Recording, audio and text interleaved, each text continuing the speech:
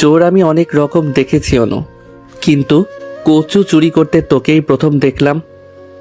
মস্করা সূচক তীরের ফলার মতো বলা কথাগুলো ভেসে এসেছে পুরুষালী ভারী কণ্ঠস্বর থেকে। ক্রোধান্বিত দৃষ্টিতে পেছনে ফিরে অনু দেখতে পেল অনলকে। ঠোঁটে তার মুচকি হাসি। বিরক্তিতে আর সহ্যের সীমা রইল না অনুর। রাগান্বিত স্বরে বলল, কচু চুরি করছি মানে? দেখেন অনল ভাই, উল্টাপাল্টা কোনো কথা বলবেন না বলে দিচ্ছি। যা বাবা, উল্টাপাল্টা কথা বললাম না কি আমি? তুই দেখ তুই এখন কোথায়? তুই কচুর বাগানে কি করিস বল? নাগিন ড্যান্স দিয়ে আপনার কোনো সমস্যা? না না, আমার কেন সমস্যা হবে? তবে তোকে নিয়ে খুব চিন্তা হচ্ছে। অনুর কপালে এবার ভাঁজ পড়ে। এই লোকটি সুযোগ পেলে অনুকে হেনস্থা করতে ছাড়ে না। সে নাকি আবার অনুরই জন্য চিন্তা করছে। দুহাত বগল দাবা করে। তা কি চিন্তা হচ্ছে শুনি? ঠোঁটের হাসিটা চওড়া করে অনল বলে, তুই তো এমনিতেই চুলকানি মানুষ, আবার নাকি কচু খেতে নাগিন ডান্স করছিস। চুলকাতে চুলকাতেই তো পটল তুলবি। রাগে দাঁত কিরমির করছে অনু। রাগের চোটে বলার মতো কোনো কথাও খুঁজে পাচ্ছে না। কিন্তু থেমে থাকার মেয়ে অনু নয়। শাসিয়ে শাসিয়ে সে বলল, আপনার মুখে কস্টেপ লাগিয়ে তারপর আমার সামনে আসবেন বলে দিচ্ছি, অসভ্য লোক। একই রে, তোর ভালোর জন্যই তো বললাম। রাখেন আপনার ভালো, অযথা বিরক্ত না করে এখান থেকে চলে যান। দেখ অনু, তুই কিন্তু সবসময় আমার সাথে বাজে ব্যবহার করিস। আপনি লোকটাই যে এমন। কেন রে, তোর কোন বাড়া ভাতে ছাই দিয়েছি আমি? তুই কচু চুরি করছিস কর, আমি মাকে বলবো না। আমি মোটেও কচু চুরি করছি না অনল ভাই, আমি তো। ঠোঁটের হাসিটা চওড়া করে অনল বলে, ও আচ্ছা, বুঝেছি, তুই কচুর লতি চুরি করছিলি। আচ্ছা কর, সমস্যা নেই, এটাও আমি মাকে বলবো না। তবে শর্ত একটাই, চিংড়ি মাছ দিয়ে সুন্দর করে লতি রান্না করে এক বাটি আমাদের বাসায়ও দিয়ে যাবি। একটা লেবু কেটে দিস তরকারিতে, তাহলে আর গলা চুলকাবে না।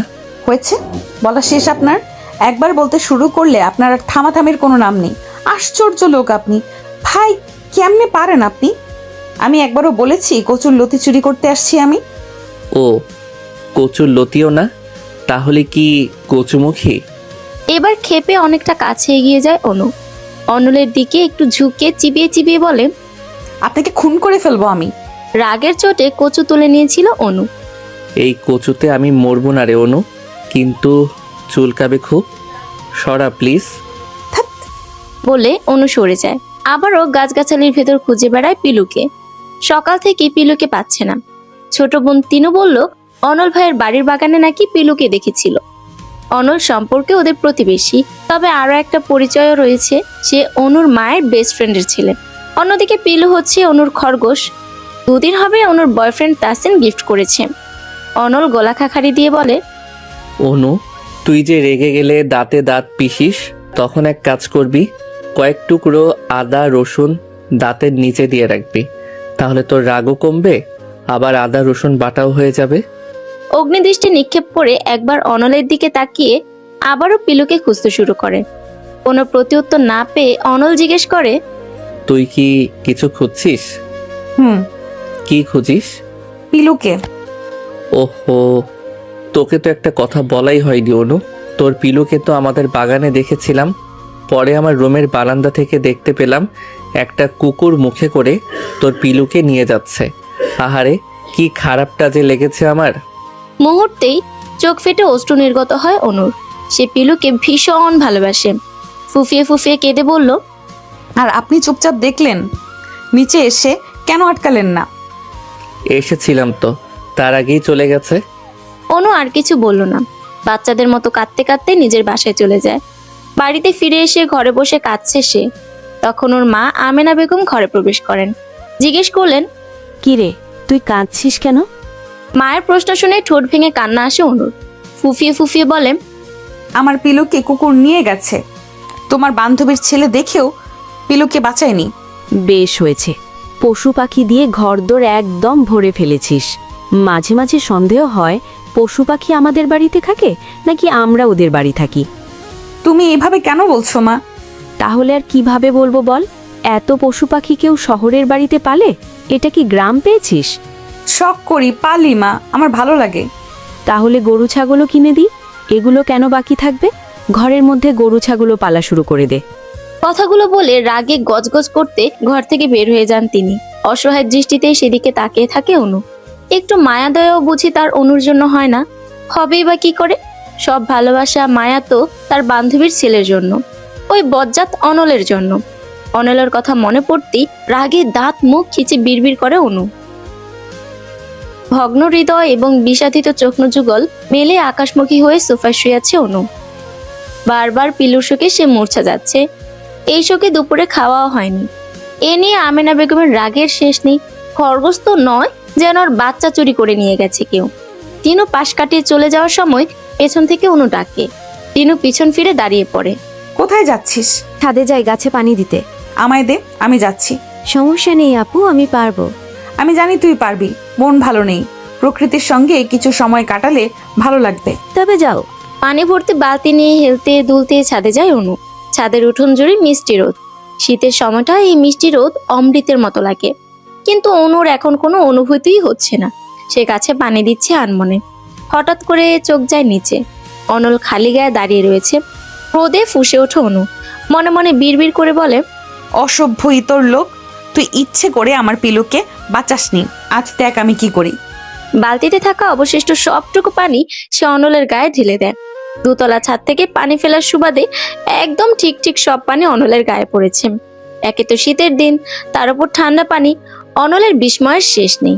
উপরে তাকিয়ে অনুকে দেখতে পেয়ে রাগান্বিত স্বরে জিজ্ঞেস করে, এটা কি করলি তুই? অনলকে রাখতে দেখে পেট ফেটে হাসি আসছে অনুর।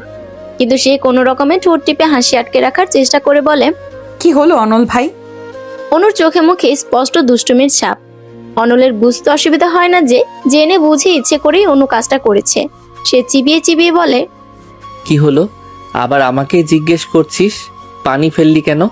ওহো, আপনি খালি গায়ে দাঁড়িয়েছিলেন, আমি ভাবলাম আপনার বোধহয় গরম লাগছে, তাই তো পানি ফেললাম। ওগুলো ভালো পানি ছিল। আপনার গায়ে কি আর আমি নোংরা পানি ফেলতে পারি? কোষে মারবো এক থাপ্পড়।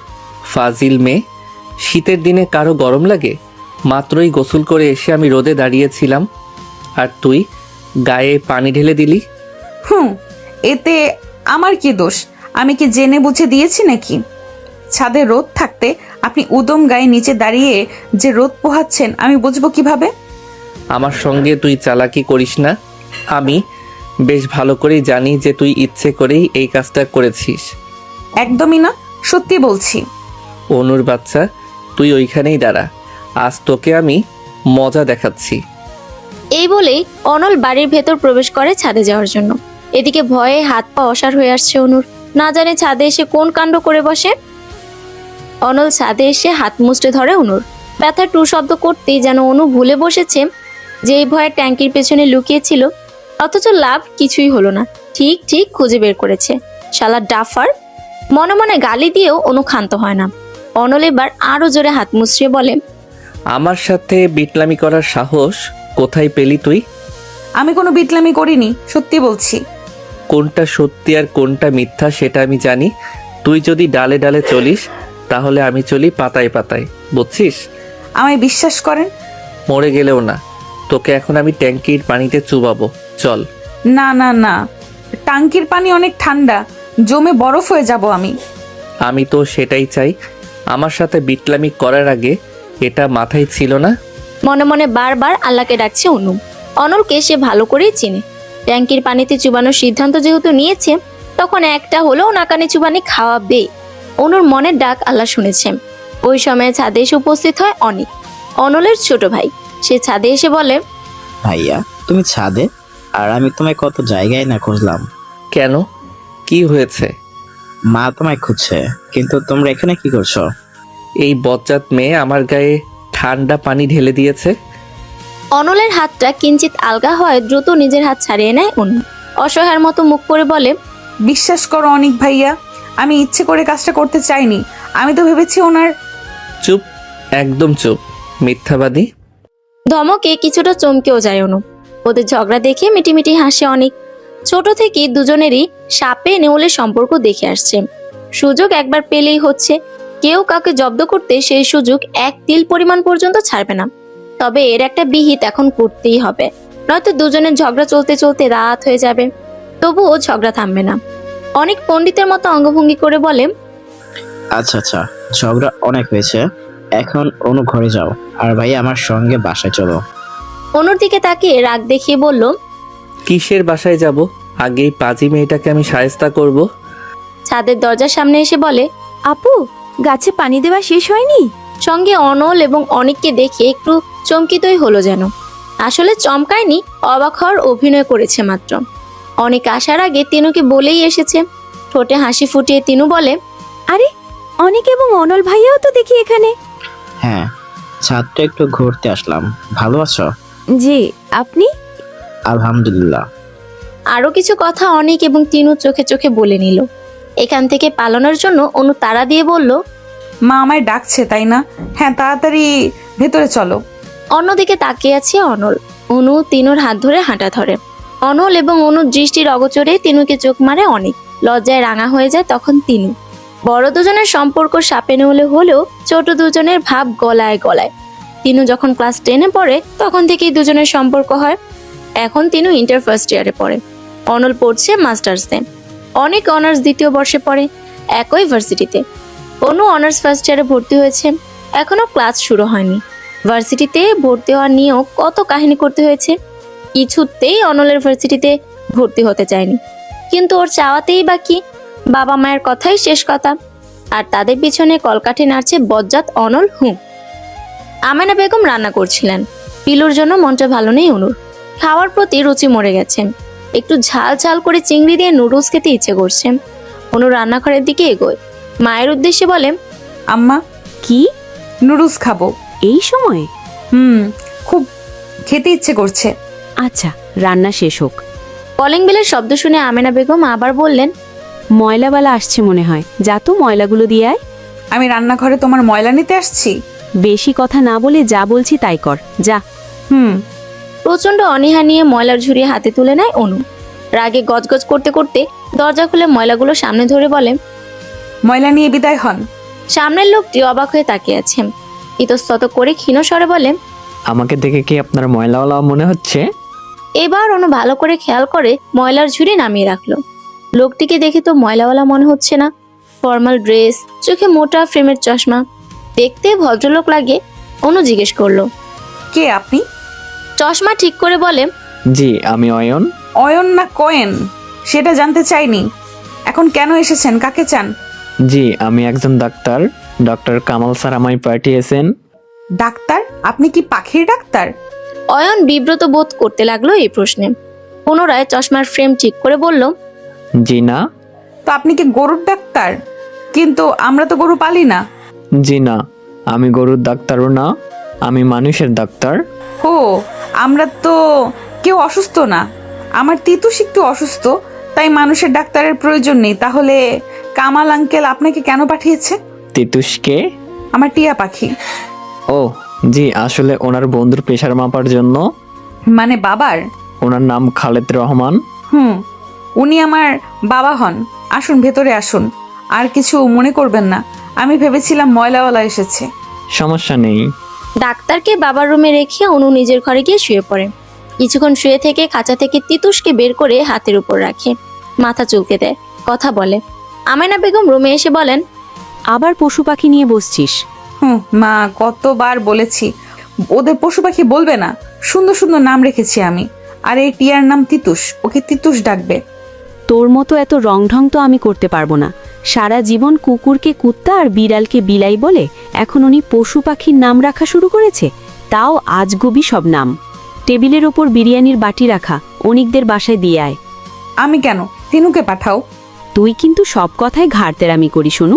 তিনুকে পাঠানোর হলে তোকে বলতাম, তিনু কাজ করতেছে। আমেনা বেগম চলে যাওয়ার পর অনু বিড়বিড় করে বলে, সুযোগ পেলেই শুধু আমাকে খাটাতে চায়। অনলদের বাড়ির বাগানে একটা দোলনা আছে। এখানে বসলে ফুলের ঘ্রাণে মন মাতোয়ারা হয়ে ওঠে। দোলনায় বসে অনল দোল খাচ্ছিল আর গুনগুন করে গান গাইছিল। বাড়ির গেটে এসে অনলকে দেখেই মেজাজ বিগড়ে যায় অনুর। আরো সামনে এগিয়ে গিয়ে অনলকে পাশ কাটিয়ে চলে যাবে ভাবে, তখন অনলের ডাক পড়ে, চোরের মতো পালাচ্ছিস কেন? এদিকে আয়। কই পালাচ্ছি? আমি তো ভেতরেই যাচ্ছি। হাতের বাটি নিজের হাতে নিয়ে ঢাকনা খুলল অনল। চোখ বন্ধ করে ঘ্রাণ নিয়ে বলে, আহ, বিরিয়ানি। ঘ্রাণ শুনেই পেট অর্ধেক ভরে যায়। তাহলে ফিরিয়ে দেন, বাসায় নিয়ে যাই। আপনার পেট তো ভরেই গেছে। তুই ভীষণ কিপটা অনু। যাকগে, ওসব বাদ দে। একটু আগে তোদের বাসায় একটা ছেলেকে যেতে দেখলাম। কে রে? ডাক্তার আব্বুর প্রেশার মাপতে এসেছে। আগে না কামাল আঙ্কেল আসতো? উনিই পাঠিয়েছেন। সত্যি বলছিস নাকি কাহিনী অন্য কিছু? অন্য কি কাহিনী হবে? তোকে দিয়ে বিশ্বাস কি? যাই হোক, ডাক্তারদের থেকে দূরে থাকবি। মোট কথা, ছেলেদের থেকে দূরে থাকবি। ঢং যত সব। আপনার তো মাথা ব্যথা করা লাগবে না। ওই ডাক্তার বিবাহিত, 2টা বাচ্চাও আছে। এর মধ্যে খোঁজ নেওয়াও শেষ? খোঁজ নেব কেন? আন্দাজ করে বলেছি। তোর যে গবেট মার্কা আন্দাজ। আচ্ছা আমি এখন যাই, আপনি বাটি বাসায় নিয়ে যায়েন। আরে দাঁড়া, এত তাড়া দেখাস কেন? তোর সঙ্গে একটা ইম্পর্টেন্ট কথা আছে। ইম্পর্টেন্ট কথা? তাও আমার সাথে? ইন্টারেস্টিং। আচ্ছা শুনি কি কথা। বাটির ঢাকনা লাগিয়ে অনুর ওড়নায় হাত মুছে নিল অনল। রাগে মুখ বিকৃত করে ফেলে অনু, কিন্তু মুখে কিছুই বলে না। ঢেকুর তুলে অনল বলে, তোর পুরো নামটা যেন কি? অনিতা না? কি একটা নাম, ছ্যাঃ। মনে হচ্ছে গণিতের সঙ্গে একটা আকার যোগ করে গণিতা বানানো হয়েছে, আর সেখান থেকে অনিতা। তোর বাচ্চা কাচ্চা যখন হবে তখন তাদেরকে তোর জামাই গল্প শোনাবে। শোনো আমার গুলুমুলু কুলুকুলু আন্ডা বাচ্চারা, তোমরা কি জানো তোমাদের মায়ের আদি নাম কি ছিল? গণিতা ছিল। গণিতা থেকে অনিতা, এরপর আরও শর্ট করে রাখা হয়েছে অনু। তোমরা তোমাদের মাকে এখন থেকে ডাকবে গনু। না না, মাকে তো নাম ধরে ডাকা যায় না, ডাকবে গনু মাম্মাম। মনে থাকবে। দেখো যেন আবার গনু ডাকতে গিয়ে গরু ডেকে ফেলো না। তোমাদের মা যেই দজ্জাল কেলেঙ্কারি বেঁধে যাবে বাড়িতে, এই হবে তোর ভবিষ্যৎ। অনলের কথা শুনে দাঁত কিরমির করে অনু। চিবিয়ে চিবিয়ে বলে, প্রথমত আমার নাম আমি নিজে রাখি নাই, আমার আব্বা আম্মা আকিকা করে রাখছেন। দ্বিতীয়ত আমার জামাই আপনার মতো বদ অসভ্য ইতর হবে না যে এসব উদ্ভট চিন্তা ভাবনা বা কল্পনা তার মাথায় আসবে, বুঝেছেন? অনুর মেজাজ খুব খারাপ। অনলকে ভর্তা বানাতে পারলে ওর শান্তি হতো। সবসময় প্যারা তো দেয়ই, এখন আবার কিছু উল্টাপাল্টা চিন্তা ভাবনা করছে। নাম অনিতা হোক বা গণিতা, তাতে ওর কি? শালা বদ। রাগে হিসেস করতে করতে নিজের ঘরে আসে অনু। বারান্দা থেকে ফিসফিসানের শব্দ আসছে। অনু বারান্দায় গিয়ে দেখতে পায় তিনুকে। হুট করে অনু আসায় অপ্রস্তুত হয়ে পড়ে তিনু। তুই এখানে কি করছিস? অনুর ঘরের বারান্দা থেকে অনেকের ঘরের বারান্দা স্পষ্ট দেখা যায়, তাই তিনু অনুর ঘরে এসেছিল। দুজন দুজনকে দেখে ফোনে কথা বলছিল। আগে অবশ্য অনু এবং তিনু এই রুমেই থাকতো, কিন্তু পশু পাখিতে ভয় পায় তিনু। সারাক্ষণই পাখি ঘরে উড়াউড়ি করে, ভয় পায় তিনু যদি কামড়ে দেয় বা খামচে দেয়। তিনুকে চুপ থাকতে দেখে ধমক দিয়ে অনু বলে, এখন আবার চুপ করেছিস কেন? আসলে আপু, তোমার পাখিকে দেখতে আসছিলাম। লোহার খাঁচায় রাখা তো, তাই ভয় পাইনি। ঠিক আছে, এখন নিজের ঘরে যা, তিতুসকে খাঁচা থেকে বের করব। আচ্ছা। কোনো রকম পালিয়ে বাঁচে তিনু। একবার যদি ধরা খেয়ে যেত তাহলে বাসায় তৃতীয় যুদ্ধ বেঁধে যেত এতক্ষণে। রাত 10:20। জেসি আর শুভা অনুদের বাসায় এসেছে। প্রতি শুক্রবারে সবাই একসঙ্গে বসে ভূতের মুভি দেখে। ওরা দুজন অনুর স্কুল এবং কলেজ ফ্রেন্ড, তাই তিনজনের পরিবারেই তিনজন বেশ সুপরিচিত। জেসি উত্তেজিত হয়ে বলে, ইস দোস্ত, আজকে যে মুভিটা দেখা হবে ওইটা কিন্তু অনেক ভয়ঙ্কর। আজকে কোন মুভি দেখা হবে? ইভিল ডেড, অনল ভাইয়া বলেছে। আজকে তোরা মুভি দেখিস, আমি দেখব না। কেন, তোর আবার কি হলো? ওই বজ্জাত অনলকে আমার পছন্দ না, একদম পছন্দ না। তোদের তো একটুও পচায় না, কিন্তু আমি একটু ভয় পেলেই হলো। পারে না শুধু তখন এলাকায় মাইকিং করতে। আরে বাদ দে তো, এইসব ব্যাপার না। তোর কাছে কোনো ব্যাপার না হতে পারে, কিন্তু আমার কাছে অনেক কিছু। মান সম্মান বলে কথা। প্লিজ প্লিজ এমন করিস না, তুই না দেখলে আমরা কিভাবে দেখব? শুভার সঙ্গে জেসি অনুকে বোঝাতে লাগলো। অবশেষে দুজনের অফুরন্ত অনুরোধের কারণে অনুকে রাজি হতে হয়। 10:25 অনিক এবং অনল এসে হাজির হয়। এসে বসতে না বসতে অনল অনুকে আদেশ দিয়ে বলেন, অনু, আমার জন্য এক গ্লাস শরবত নিয়ে আয় তো। শরবত? শীতের সময় কেউ শরবত খায়? আমি খাই, আর তুই বানাবি যা। পারবো না। ফ্লাক্সের চা বানিয়ে রেখেছে মা, চা খান। আন্টি বানিয়ে রেখেছে বলেই চা খাবো না। তুই আমার জন্য শরবত বানাবি, গুড়ের শরবত, এবং সেটা এখনই। হারিয়াপ। মেজাজ দেখিয়ে অনু রান্নাঘরে চলে আসে। চিবিয়ে চিবিয়ে বলে, তোরে আমি শরবতের মধ্যে ডুবামো, অসভ্য বেটা। রাগে গিজগিজ করতে করতে কিছুক্ষণ রান্নাঘরে পায়চারি করে অনু। হঠাৎ করে বুদ্ধি উদয় হয় মাথায়। এক গ্লাস পানি চুলায় বসিয়ে দেয়। 10টার মতো কাঁচামরিচ 2 টুকরো করে ওই পানিতে ছেড়ে দেয়। পানি ফুটে আসার পর ছাঁকনি দিয়ে ছেঁকে অর্ধেক পানি গ্লাসে নেয়। তারপর ফ্রিজ থেকে ঠান্ডা পানি বের করে গ্লাসের গরম পানির সঙ্গে মিক্সড করে 1 চামচ ঝোলা গুড় আর 5 চামচ লবণ মিশিয়ে তৈরি করে স্পেশাল শরবত। গ্লাস হাতে নিয়ে বাঁকা হাসি দিয়ে স্বগতোক্তি করে বলে, এবার তোমার শরবত খাওয়ার শখ মিটিয়ে দেবো চান্দু। শরবত নিয়ে ড্রয়িং রুমে যায় অনু। মুভি অলরেডি শুরু হয়েছে। গ্লাস নিয়ে অনল বলে, এত লেট লতিফ হলে চলে? অনু কিছু বলল না। অপেক্ষায় রইল অনলের শরবত পান করা দেখার। আরাম করে বসে অনল শরবতে চুমুক দেয়। এক ঢোক গিলতেই প্রায় চেঁচাতে গিয়েও নিজ হাত দ্বারা মুখ বন্ধ করে রাখে। রক্তবর্ণ চক্ষু ধারা সে তাকিয়ে থাকে অনুর দিকে। ওর মুচকি হাসি যেন অনলের শরীরে আগুন ধরিয়ে দিচ্ছে। মুভি না দেখে কাউকে কিছু না বলেই অনল বাসায় চলে যায়। অনু ভেবেছিল এখন হয়তো বকা দেবে, কিন্তু এমন কিছুই হলো না। উপস্থিত সকলেই অবাক হয় এমন কাণ্ডে। প্রশ্নবোধক দৃষ্টিতে অনুর দিকে তাকাতে অনু বলে, স্পেশাল মরিচ সেদ্ধ শরবত, আজকে আরাম করে ছবি দেখতে পারবো। সকলে অবাক হয়। আবার এটা ভেবে মনকে সান্ত্বনা দেয় যে এমন সব কূটনৈতিক কাজ অনুর পক্ষেই সম্ভব। অনেক হতাশ হয়ে বলে, কবে যে তোমাদের ঝগড়াঝাটি মিটবে? চাই গিয়ে ভাইয়ের রাগ কমাই। তোমরা মুভি দেখো আজ। অনেক চলে যাওয়ার পর মন খারাপ করে বসে থাকে তিনু। আজ মুভি দেখে সে একটু মজা পাবে না, তাই নিজের রুমে চলে গেল ঘুমাতে।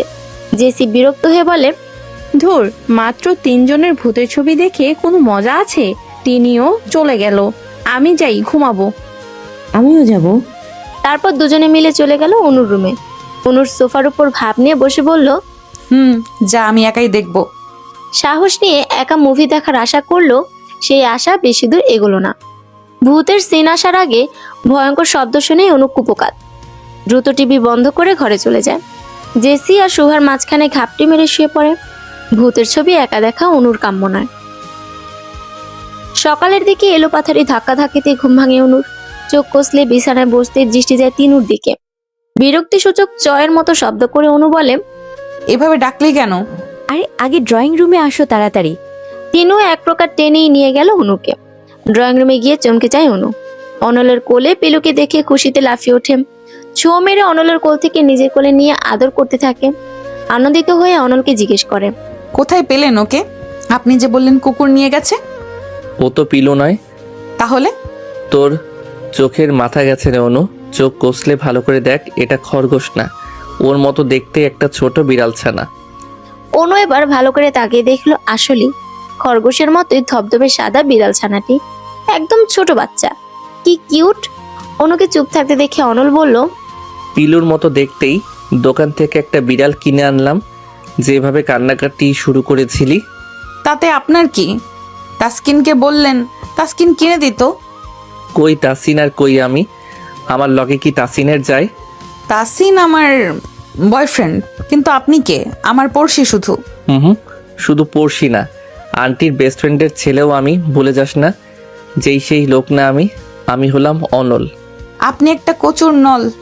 রেসপেক্ট দিয়ে কথা বল অনু। তুই জানিস তুই কার সঙ্গে কথা বলছিস? জানি, মহারানী ভিক্টোরিয়ার জামাইয়ের বাড়ির দারোয়ানের বাড়ির কাজের লোকের সাথে। তুই আমায় অপমান করলি অনু, অপমান। যার মান নাই তার আবার কিসের অপমান?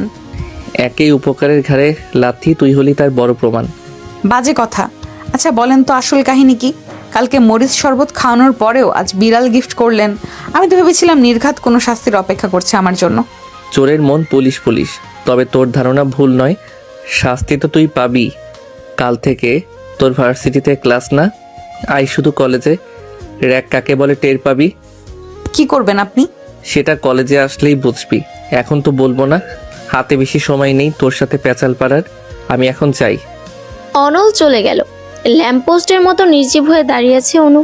আল্লাহ ভালো জানে কাল যে কি পরিমাণ নাস্তানাবুদ করে ছাড়বে বেটা হতচ্ছাড়া। চুলের মাঝে হাত বুলাতে বুলাতে বাড়ি থেকে বের হয় অনল। বেশ হ্যান্ডসাম এক ছেলেকে বাড়ির সামনে দাঁড়িয়ে থাকতে দেখে থেমে যায়। ছেলেটির দৃষ্টি লক্ষ্য করে তাকিয়ে দেখে অনুর ব্যালকনির দিকে তাকিয়ে আছে সে। অনল ছেলেটির দিকে এগিয়ে গিয়ে প্রশ্ন করে। ওই দিকে কি দেখো? ছেলেটি প্রথমে হকচকে গেলেও পরে নিজেকে সামলে নেয়, হাসি হাসি মুখ করে বলে, কিছু না, পাখি দেখছিলাম। কিছু না, আবার পাখি দেখছিলে? নাম কি তোমার? জি, তাসিন। তাসিন? ও, মনে পড়েছে, তুমি অনুর বয়ফ্রেন্ড? ছেলেটি এবার ইতস্তত করতে থাকে। একটু ভয়ও লাগছে, কে না কে উত্তরের অপেক্ষায় তাকিয়ে রয়েছে অনল। কিছু না বলে চলেও যেতে পারছে না তাসিন। অন্যদিকে অনল মনে মনে বলছে, শালা পড়ছিস আজকে মাইনকার চিপায়, তোর প্রেম করার শখ আমি মিটাচ্ছি। ক্যারেক্টারলেস ছেলে কখনো অনুর বয়ফ্রেন্ড হতে পারে না, পারে না, পারে না। ভাই, আপনি অনুর কে হন? আমাকেই পাল্টা প্রশ্ন করা হচ্ছে এখন। আমি যেই হই না কেন, আমার অধিকার তোমার চেয়ে অনেক বেশি। আমি খুব ভালো করেই জানি তুমি অনুর বয়ফ্রেন্ড। তোমার সব খোঁজ খবরও আমি নিয়েছি, শুধু সামনাসামনি দেখলামই আজ। অনু ছাড়াও যে তোমার আরও কতগুলো জিএফ আছে সেই খবর কিন্তু আমার আছে। অনুকে গাপ্পি মাছ ভেবে জালে আটকে ফেলবা, আর আমি তা হতে দেব এটা ভুলেও ভেবো না। সো সময় থাকতে আউট হও। আপনার পরিচয়টাই এখনো জানলাম না, আর আপনি হুমকি ধামকি দিচ্ছেন? আমার পরিচয় জানার দরকার নেই। অনুর সাথে ব্রেকআপ করার সময় জাস্ট জিজ্ঞেস করবা অনলকে, তাহলেই তোমার উত্তর পেয়ে যাবে। শেষের কথাটা এক্সট্রা ভাব নিয়ে বলল অনিল। তাসিন এবার হেসে ফেলে, হাসতে হাসতে বলে, ওহো, আপনি তাহলে অনল ভাই? অনু আমাকে আপনার কথা বলেছিল। এই কথা শুনে অনলের অবস্থা এখন আকাশে উড়ার মতো। একটু ভাবসাব নিয়ে দাঁড়িয়ে বলে, কি বলেছিল? অসভ্য, বেয়াদব, ইতর, কুত্তা, হতছাড়া অনল নামে একটা ছেলে আছে, সম্পর্কে ভাই ডাকি, আমার বেস্ট ফ্রেন্ডের ছেলে, এরকম কথাই বলেছিল। আসলে আপনার কথা যতবার বলেছে ততবার গালিগুলো ব্যবহার করেছে, তাই আমারও মুখস্থ হয়ে গেছে। আপনি কিছু মনে করবেন না। সব ভাবসাব ধুলার সঙ্গে একদম ধুলিসাৎ হয়ে গেছে। শেষমেশ অনু এইগুলো বলেছে, তাও কিনা ওর সো কল্ড ক্যারেক্টারলেস বয়ফ্রেন্ডের কাছে। না, এই অপমান কিছুতেই সহ্য করা যায় না, একদমই না। ওই অনুকে তো একটা উচিত শিক্ষা দিতেই হবে। তার আগে এই ব্যাটাকে এখান থেকে দূর করতে হবে। অনল পকেট থেকে ফোন বের করে এনামুলকে কল করে বলে, দোস্ত, রাজীব আর চেলাপেলা পোলাপাইন যতগুলো আছে সবগুলোরে নিয়ে বাড়ির সামনে আইতো, অনুর বয়ফ্রেন্ডরে পাইছি। ওপাশ থেকে কি বললো তা শুনতে না পেলেও তাসিনের হার্টবিট কাঁপাকাঁপি শুরু হয়ে গেছে। সে কোনো রকমে বলে, ভাই, বেয়াদবি মাফ করবেন, আমি চলে যাচ্ছি। এই বলে তাসিন দ্রুত হাঁটা ধরে। অনল বাঁকা হাসে এই কাণ্ডে। অনুর ঘরের ব্যালকনির দিকে তাকিয়ে দেখে তিতুসকে খাঁচায় রেখেছে। দেখে মনে হচ্ছে অনলের দিকে পাখিটি তাকিয়ে আছে। পাখির উদ্দেশ্যে অনল বলে, ওই পাখির তোর নাম যেন কি? টুসটুস না? যাই হোক, টিসটিস বা টুসটুস একটা তো হবেই। শোন টুসটুস, তোর অনুর কপালে দুঃখ আছে, কাল শুধু ভার্সিটিতে আসতে দে। অতি শঙ্কা আতঙ্ক নিয়ে ভার্সিটিতে উপস্থিত হয়েছে অনু। গেটে দাঁড়ালে কলেজ ক্যাম্পাস এবং মাঠটা সূক্ষ্মভাবে দৃষ্টিবন্দী হয়। তীক্ষ্ণ চোখে অনু মাঠে খুঁজে বেড়াচ্ছে অনলকে। হতছাড়া তো বলেছিল ভার্সিটিতে আসলে কড়া র্যাক দিবে। অনু নিজেই নিজেকে সান্ত্বনা দিয়ে বলে, এইসব র্যাকট্যাগে আমি ভয় পাই না, তবুও কেমন জানি লাগে। আচ্ছা, এত ভয় কেন পাচ্ছি আমি ওই ইডিয়েটটাকে? একদম ভয় পাবো না আমি। এমনিতে তার উপর আমার মেজাজ খারাপ। আমার বয়ফ্রেন্ডকে হুমকি দেওয়া, শালা শুধু একবার যদি কাল রাতে তোকে বাসায় পেতাম তবে দেখতি। আমার ভয়ে লুকিয়ে কেন ছিলি? বল বল। আদতে অনল লুকিয়ে ছিল না, বরং বন্ধুদের সঙ্গে আড্ডা দিতে গিয়েছিল। তাসিনের কাছে হুমকির বিবৃতি শুনে তৎক্ষণাৎ ওর বাসায় গিয়েছিল অনু। সকালে পায়নি, বিকেলে পায়নি, এমনকি রাতেও নয়। ওই সময় অনলের ওপর রাগ ছাড়তে না পেরে মনকে এই বলে সান্ত্বনা দিয়েছে যে অনুর ভয়েই অনল পালিয়েছে। আরে ভাই, মেজাজ ঠান্ডা তো করতে হবে। মেজাজ ঠান্ডা করার জন্য উলট পালট বলে মনকে বোঝানো সঠিক কাজ, একদম সঠিক। কলেজের গেটের সামনে পায়চারি করতে করতে জেসি এবং শুভার জন্য অপেক্ষা করছে অনু। চাইলে আগে সে ক্লাসে যেতে পারে, কিন্তু সে খুব ভালো করেই জানে অনলের চোখ ফাঁকি দিয়ে ক্লাসে যাওয়া অত সহজ অনুর জন্য হবে না। বরং অনেক বাধা বিপত্তি পেরিয়ে তবেই সে ক্লাসে যেতে পারবে। সাহস অনুর অনেক আছে, কিন্তু সে দেখাতে চাচ্ছে না। শুধু জেসি আর শুভা আসলে মনের সাহস একটু জোর পায়, এই আর কি। অনু কি ভয় পায় নাকি? নেহি নেহি, কাভি নেহি। নিজের মনে সংলাপ বুনে যাচ্ছে অনু, অথচ এখনো গাধি দুইটা আসছে না।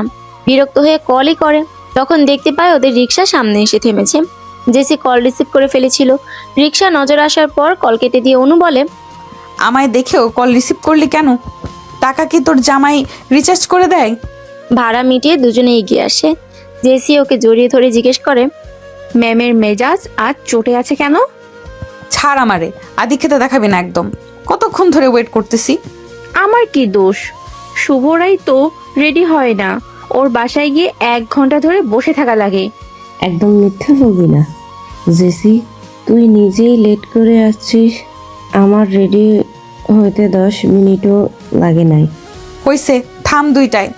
তোরা দুইটাই যে কি পরিমাণ ঢিলা কোম্পানি সেটা আমি ভালো করেই জানি। ভালো সাজা লাগবে না কারো। এখন আর ঝগড়া না করে ভেতরে চল। এমনি জান প্রাণ যায় যায়। ধমকে দুজনেই মেকি অভিমান করে চুপসে যায়। শেষের কথাটা শুনে শুভা জিজ্ঞেস করে, জান যাবে কেন? এত কিছু জানা লাগবে না, চল। 3 বান্ধবী মিলে ভেতরে যায়। আল্লাহ আল্লাহ জপছে অনু। ক্যাম্পাসের কোথাও অনলকে চোখে পড়লো না। যাক বাবা, বাঁচা গেল। কলেজ ভবনে যাওয়ার পর সিঁড়িতে পা রাখতেই পেছনে ডাক আসে। এই নিউ কামার, এদিকে এসো। 3 জনেই পিছু ফিরে তাকায়। বিড়বিড় করে শুভা বলে, বেদ্যপ তুই চামার। ওরা এগিয়ে যেতে সামনে ছেলেগুলো জিজ্ঞেস করে, ফার্স্ট ইয়ার না?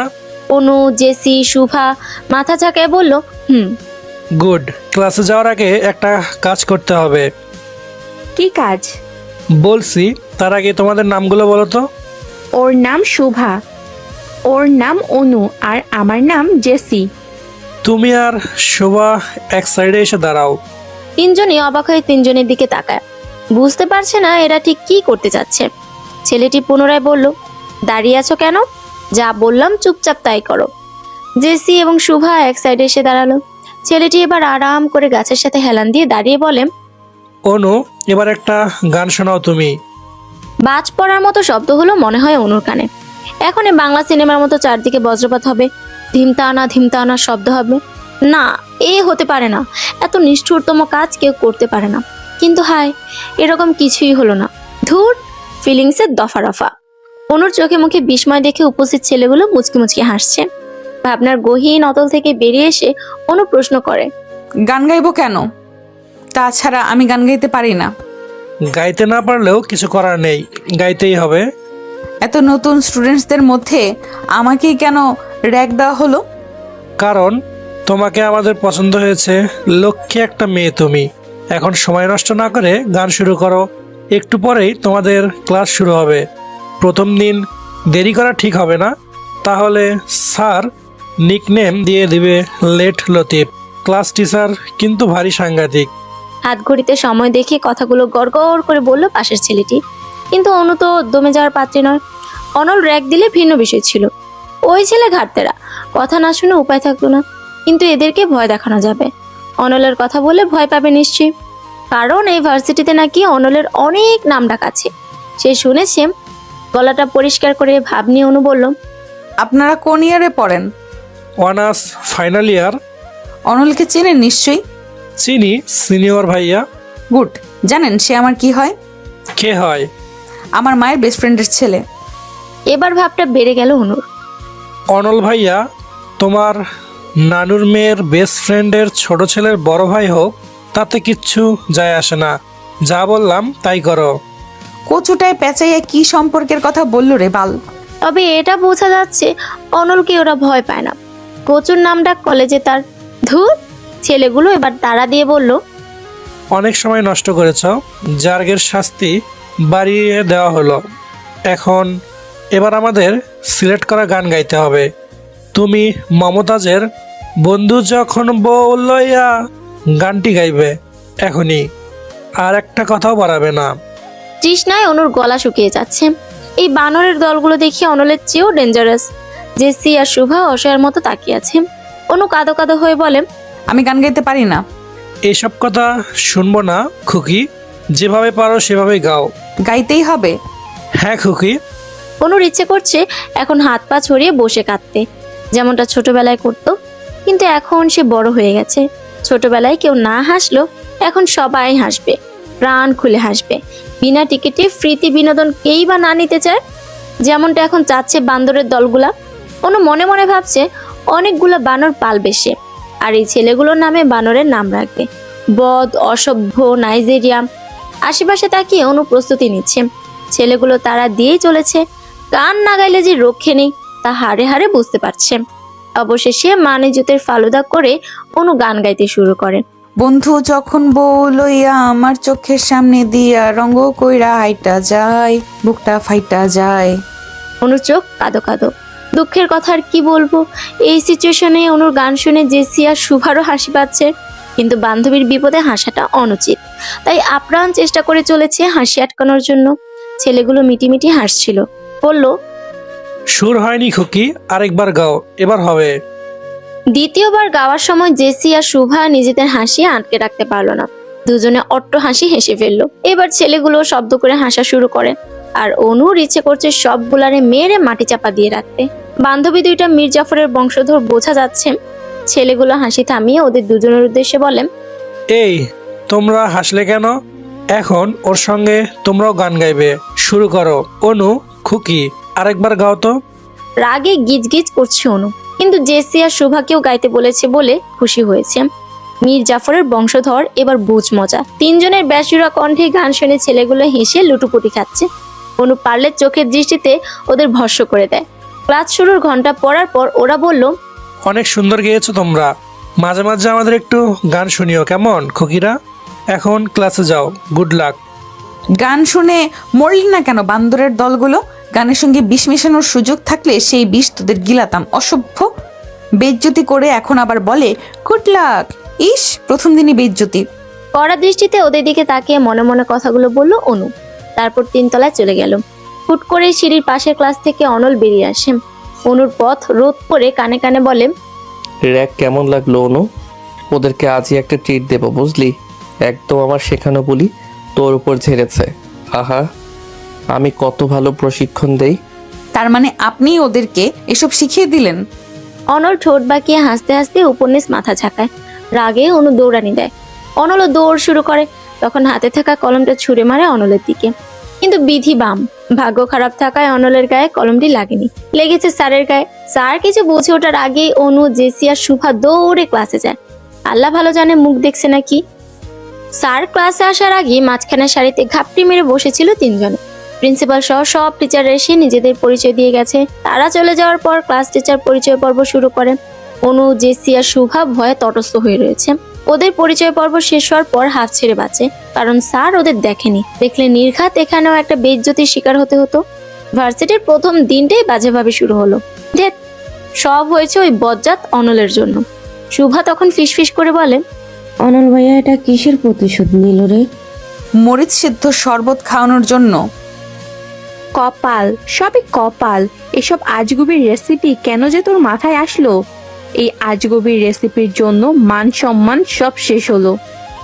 চুপ কর মীর জাফরের বংশধর। আমার চেয়ে বেশি বেইজ্জতি তো আর তোদের হয়নি। আর তোরা কেমনে পারলি ওই সময় হাসতে? কি করব, হাসি পাচ্ছিল তো। সময় আসুক আমার, তখন বুঝাবো হাসি কাকে বলে, কত প্রকার এবং কি কি। 3টা ক্লাস করার পর ছুটি হয়ে যায়। তাসিন অনুকে নিতে এসেছে। জেসি এবং শুভাকে বিদায় দিয়ে অনু তাসিনের বাইকে করে বাড়ি আসে। অনু বাড়ির ভেতর চলে যাওয়ার পর অনলের মুখোমুখি হয় তাসিন। অনল ভ্রু নাচিয়ে বলে, কি খবর ছোট ভাই? তোমারে না বলছিলাম অনুর সাথে ব্রেকআপ করতে? আপনার কোথায় ব্রেকআপ কেন করব ভাই? তাছাড়া আমি তো এটাই বুঝি না, আপনার সমস্যাটা কি?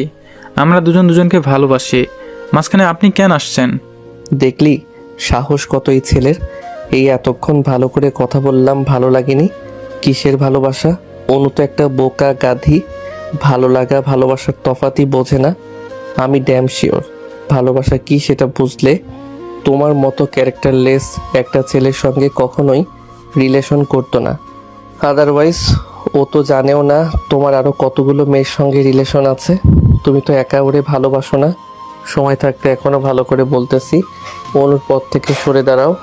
দেখেন ভাই, আমি আপনার সাথে ঝামেলা করতে আসি নাই। আমি আরও মেয়ের সাথে রিলেশন করি বা যাই করি, আপনার তাতে কি? অনুর তো সমস্যা নাই, তাই না? হুদাই আপনি ঝামেলা পাকায়েন না তো। বুঝছি, সোজা কথা শোনার মতো ছেলে তুমি না, ঘাট তেরা আছো। তবে আমার চেয়ে বেশি না। লাস্ট ওয়ার্নিং দিতেছি, অনুর পথ থেকে না সরলে আমার চেয়ে খারাপ কেউ হবে না। আপনি যা পারেন কইরেন, আমি অনুকে ছাড়বো না। আর অনুও আমাকে ছাড়বে না। ওভার কনফিডেন্স হয়ে গেল না? তুমি অনুরে না ছাড়লেও অনু তোমায় ছাড়বে। পারলে চেষ্টা করে দেখতে পারেন। অনেক কষ্টে অনুর মন গুলিয়েছি। আমার প্রতি ওর অগাধ বিশ্বাস আর ভালোবাসা আছে। তাছাড়া আপনাকে এমনিতেও অনু পছন্দ করে না, সহ্যও করতে পারে না। আপনার কথায় অনু আমায় ছাড়বে না। ছাড়বে, just wait and watch. Tasin আর কিছু বলল না, বাইক নিয়ে সেখান থেকে চলে যায়। অনিক তখন বলে, বাদ দাও না ভাই, কি দরকার অযথা ওদের মাঝে ঝামেলা করার। দরকার আছে অনেক। ছেলেটা ভালো হলে আমি এমন করতাম না, কিন্তু ছেলেটা প্লে বয়, ক্যারেক্টারলেস, আরও অনেকগুলো মেয়ের সাথেও রিলেশন আছে। ভাইয়া একটা কথা বলি, তুমি কি ওনকে ভালোবাসো? অনিকের কথা শুনে অনল ফিক করে হেসে ফেলে। মাছি তাড়ানোর ভঙ্গিতে বলল, হুশ, পাগল হলি নাকি তুই? আমি কেন অনুকে ভালোবাসতে যাব? তাহলে সারাক্ষণ তুমি ওর পিছনে লেগে থাকো কেন? তুমি কি ওর রিলেশন ভাঙতে চাচ্ছ?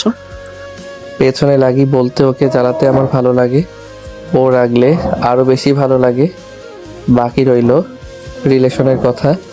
ওই মাথা মোটা মেয়ে ভালো খারাপ এখনো কিছুই বোঝে না।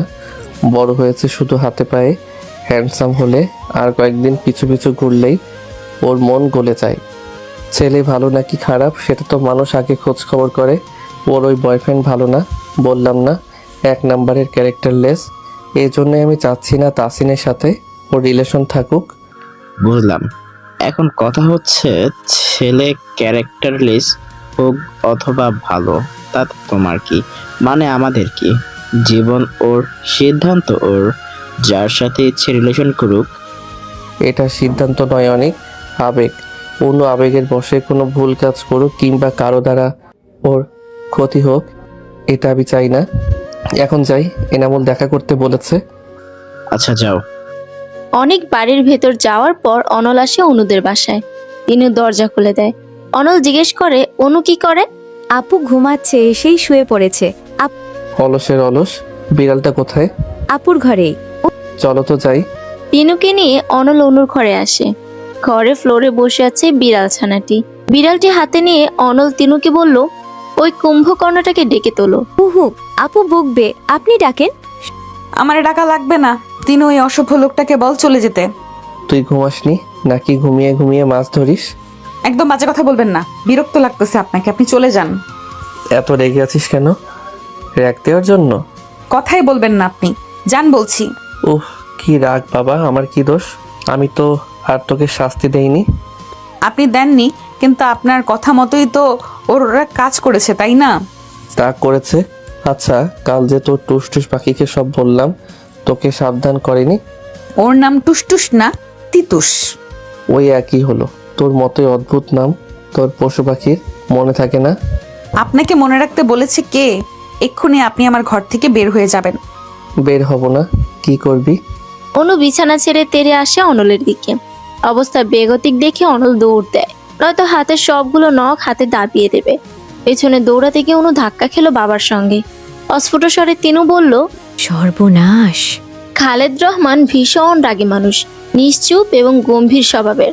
সামনেই মাথা নত করে দাঁড়িয়ে রয়েছে অনু। তিনি তিরিক্ষ মেজাজে বলেন, সবসময় এত দৌড়াদৌড়ি কিসের? শান্তভাবে হাঁটা যায় না? সরি আব্বু। তিনি গললেন না, চেঁচিয়ে আমেনা বেগমকে ডাকেন। হন্ততন্ত হয়ে আমেনা বেগম রান্নাঘর থেকে বেরিয়ে আসেন। খালেদ রহমান বলেন, মেয়েদের শিক্ষা থেকে কিছু দাওনি না? মেয়েরা মায়ের থেকে শিখবে না তো কার থেকে শিখবে? কি হয়েছে সেটা তোমার মেয়েকে জিজ্ঞেস করো। এমন দূরত্বপনা স্বভাব বাদ দিতে বলো। নম্রতা ভদ্রতা কিছু শেখাও। কি হয়েছে? কি হয়েছে সেই তোমার মেয়েকে জিজ্ঞেস করো। এমন দূরত্বপনা স্বভাব বাদ দিতে বলো। নম্রতা ভদ্রতা কিছু শিখাও। তিনি অনলের দিকে একবার বিভাব সুদৃষ্টিতে তাকিয়ে চলে গেলেন বাইরে। এতক্ষণ একপাশে অনলও চুপ করে দাঁড়িয়েছিল। তিনি চলে যাওয়ার পর আমেনা বেগম জিজ্ঞেস করেন, কি করেছিলি তোরা দুটোয়? আমার কোনো দোষ নেই আন্টি, তোমার মেয়েই তো আমায় দৌড়ানি দিয়েছে। এসব সত্যি অনু? হ্যাঁ সত্যি। কেন দৌড়ানি দিয়েছি সেই কারণটাও তার থেকে শুনে নিও। এরপর গটগট করে সে চলে যায় নিজের রুমে। দুজনের ঝগড়াঝাটি সম্পর্কে তিনি বেশ ভালো করেই অবগত, তাই আর খাটালেন না এই বিষয়ে। অনু ভীষণ রেগে আছে বলে আর রাগালো না অনল। এই রাগ যে আবার কোনভাবে প্রয়োগ করবে কে জানে। 5 বার ফোন দিয়েছিল তাসিন, ফোন সাইলেন্ট থাকায় শুনতে পায়নি অনু। বিছানায় গা এলিয়ে দিয়ে ফোনটা হাতে নিতে দৃষ্টিতে পড়ে, কল ব্যাক করে সে, কিন্তু তাসিন কেটে দিয়ে ব্যাক করে। মনক্ষুণ্ণ হয়ে অনলের করা থ্রেডের কথা অনুকে জানায়। অগ্নিশিখা দাউ দাউ করে জ্বলছে অনুর দু চোখে। তৎক্ষণাৎ ফোন রেখে অনু অনলকে খুঁজতে যায়। আজকে তো ওর খবর আছেই। চায়ের দোকানে বসে পা দুলিয়ে দুলিয়ে চা পান করছিল অনল এবং ওর বন্ধুরা। দূর থেকে অনুকে আসতে দেখে রাজীব বলল, দোস্ত, অনু আসতেছে, দেখে তো মনে হচ্ছে রেগে ফায়ার হয়ে আছে। রাজীবের কথায় ঘাড় বাঁকা করে পেছনে তাকায় অনল। ততক্ষণে অনু অনেকটা কাছে চলে এসেছে। পায়ের গতি বাড়িয়ে অনলের সামনে এসে দাঁড়ায়। অনল এবার ঘুরে অনুর মুখোমুখি বসে চায়ের কাপে চুমুক দেয়। কোমরে হাত রেখে বড় বড় করে শ্বাস নিচ্ছে অনু। কাপের চাটুকু শেষ করে অনল অনুর উদ্দেশ্যে বলে, সাপের মতো হিস হিস করছিস কেন অনু? তুই কি সাপের দেবী? এমনিতেই অনলের ওপর তার রাগের সীমা নেই, তার উপর এখন উল্টাপাল্টা কথা বলছে। রাগের মাত্রা দ্বিগুণ থেকে 4 গুণ হয়ে যায়। অনু কটমট করে তাকিয়ে থাকে অনলের দিকে। নাক ফুলিয়ে দাঁতে দাঁত পিষে বলে, আপনি তাসিনকে কি বলেছেন? তাসিনকে? ও মনে পড়েছে, সো কল বয়ফ্রেন্ডের কথা বলছিস? কি বলবো ওই বলদটাকে? কিছুই বলিনি। অনু নিচের ঠোঁট কামড়ে রাগ কন্ট্রোল করার চেষ্টা করছে। চায়ের দোকানদার আর অনলের বন্ধুরা অনুর দিকে তাকিয়ে আছে। এখানে বেশি কিছু বলা মানে সিন ক্রিয়েট করা। এলাকার সবাই জানে অনু শান্তশিষ্ট লক্ষ্মী মেয়ে। এই খেতাবগুলো বজ্জাত অনলের জন্য নষ্ট করতে চাচ্ছে না। যা বলার আন্টিকেই বলতে হবে। মনে মনে হিসাব কষিয়ে অনু চলে যাওয়ার জন্য উদ্যত হয়।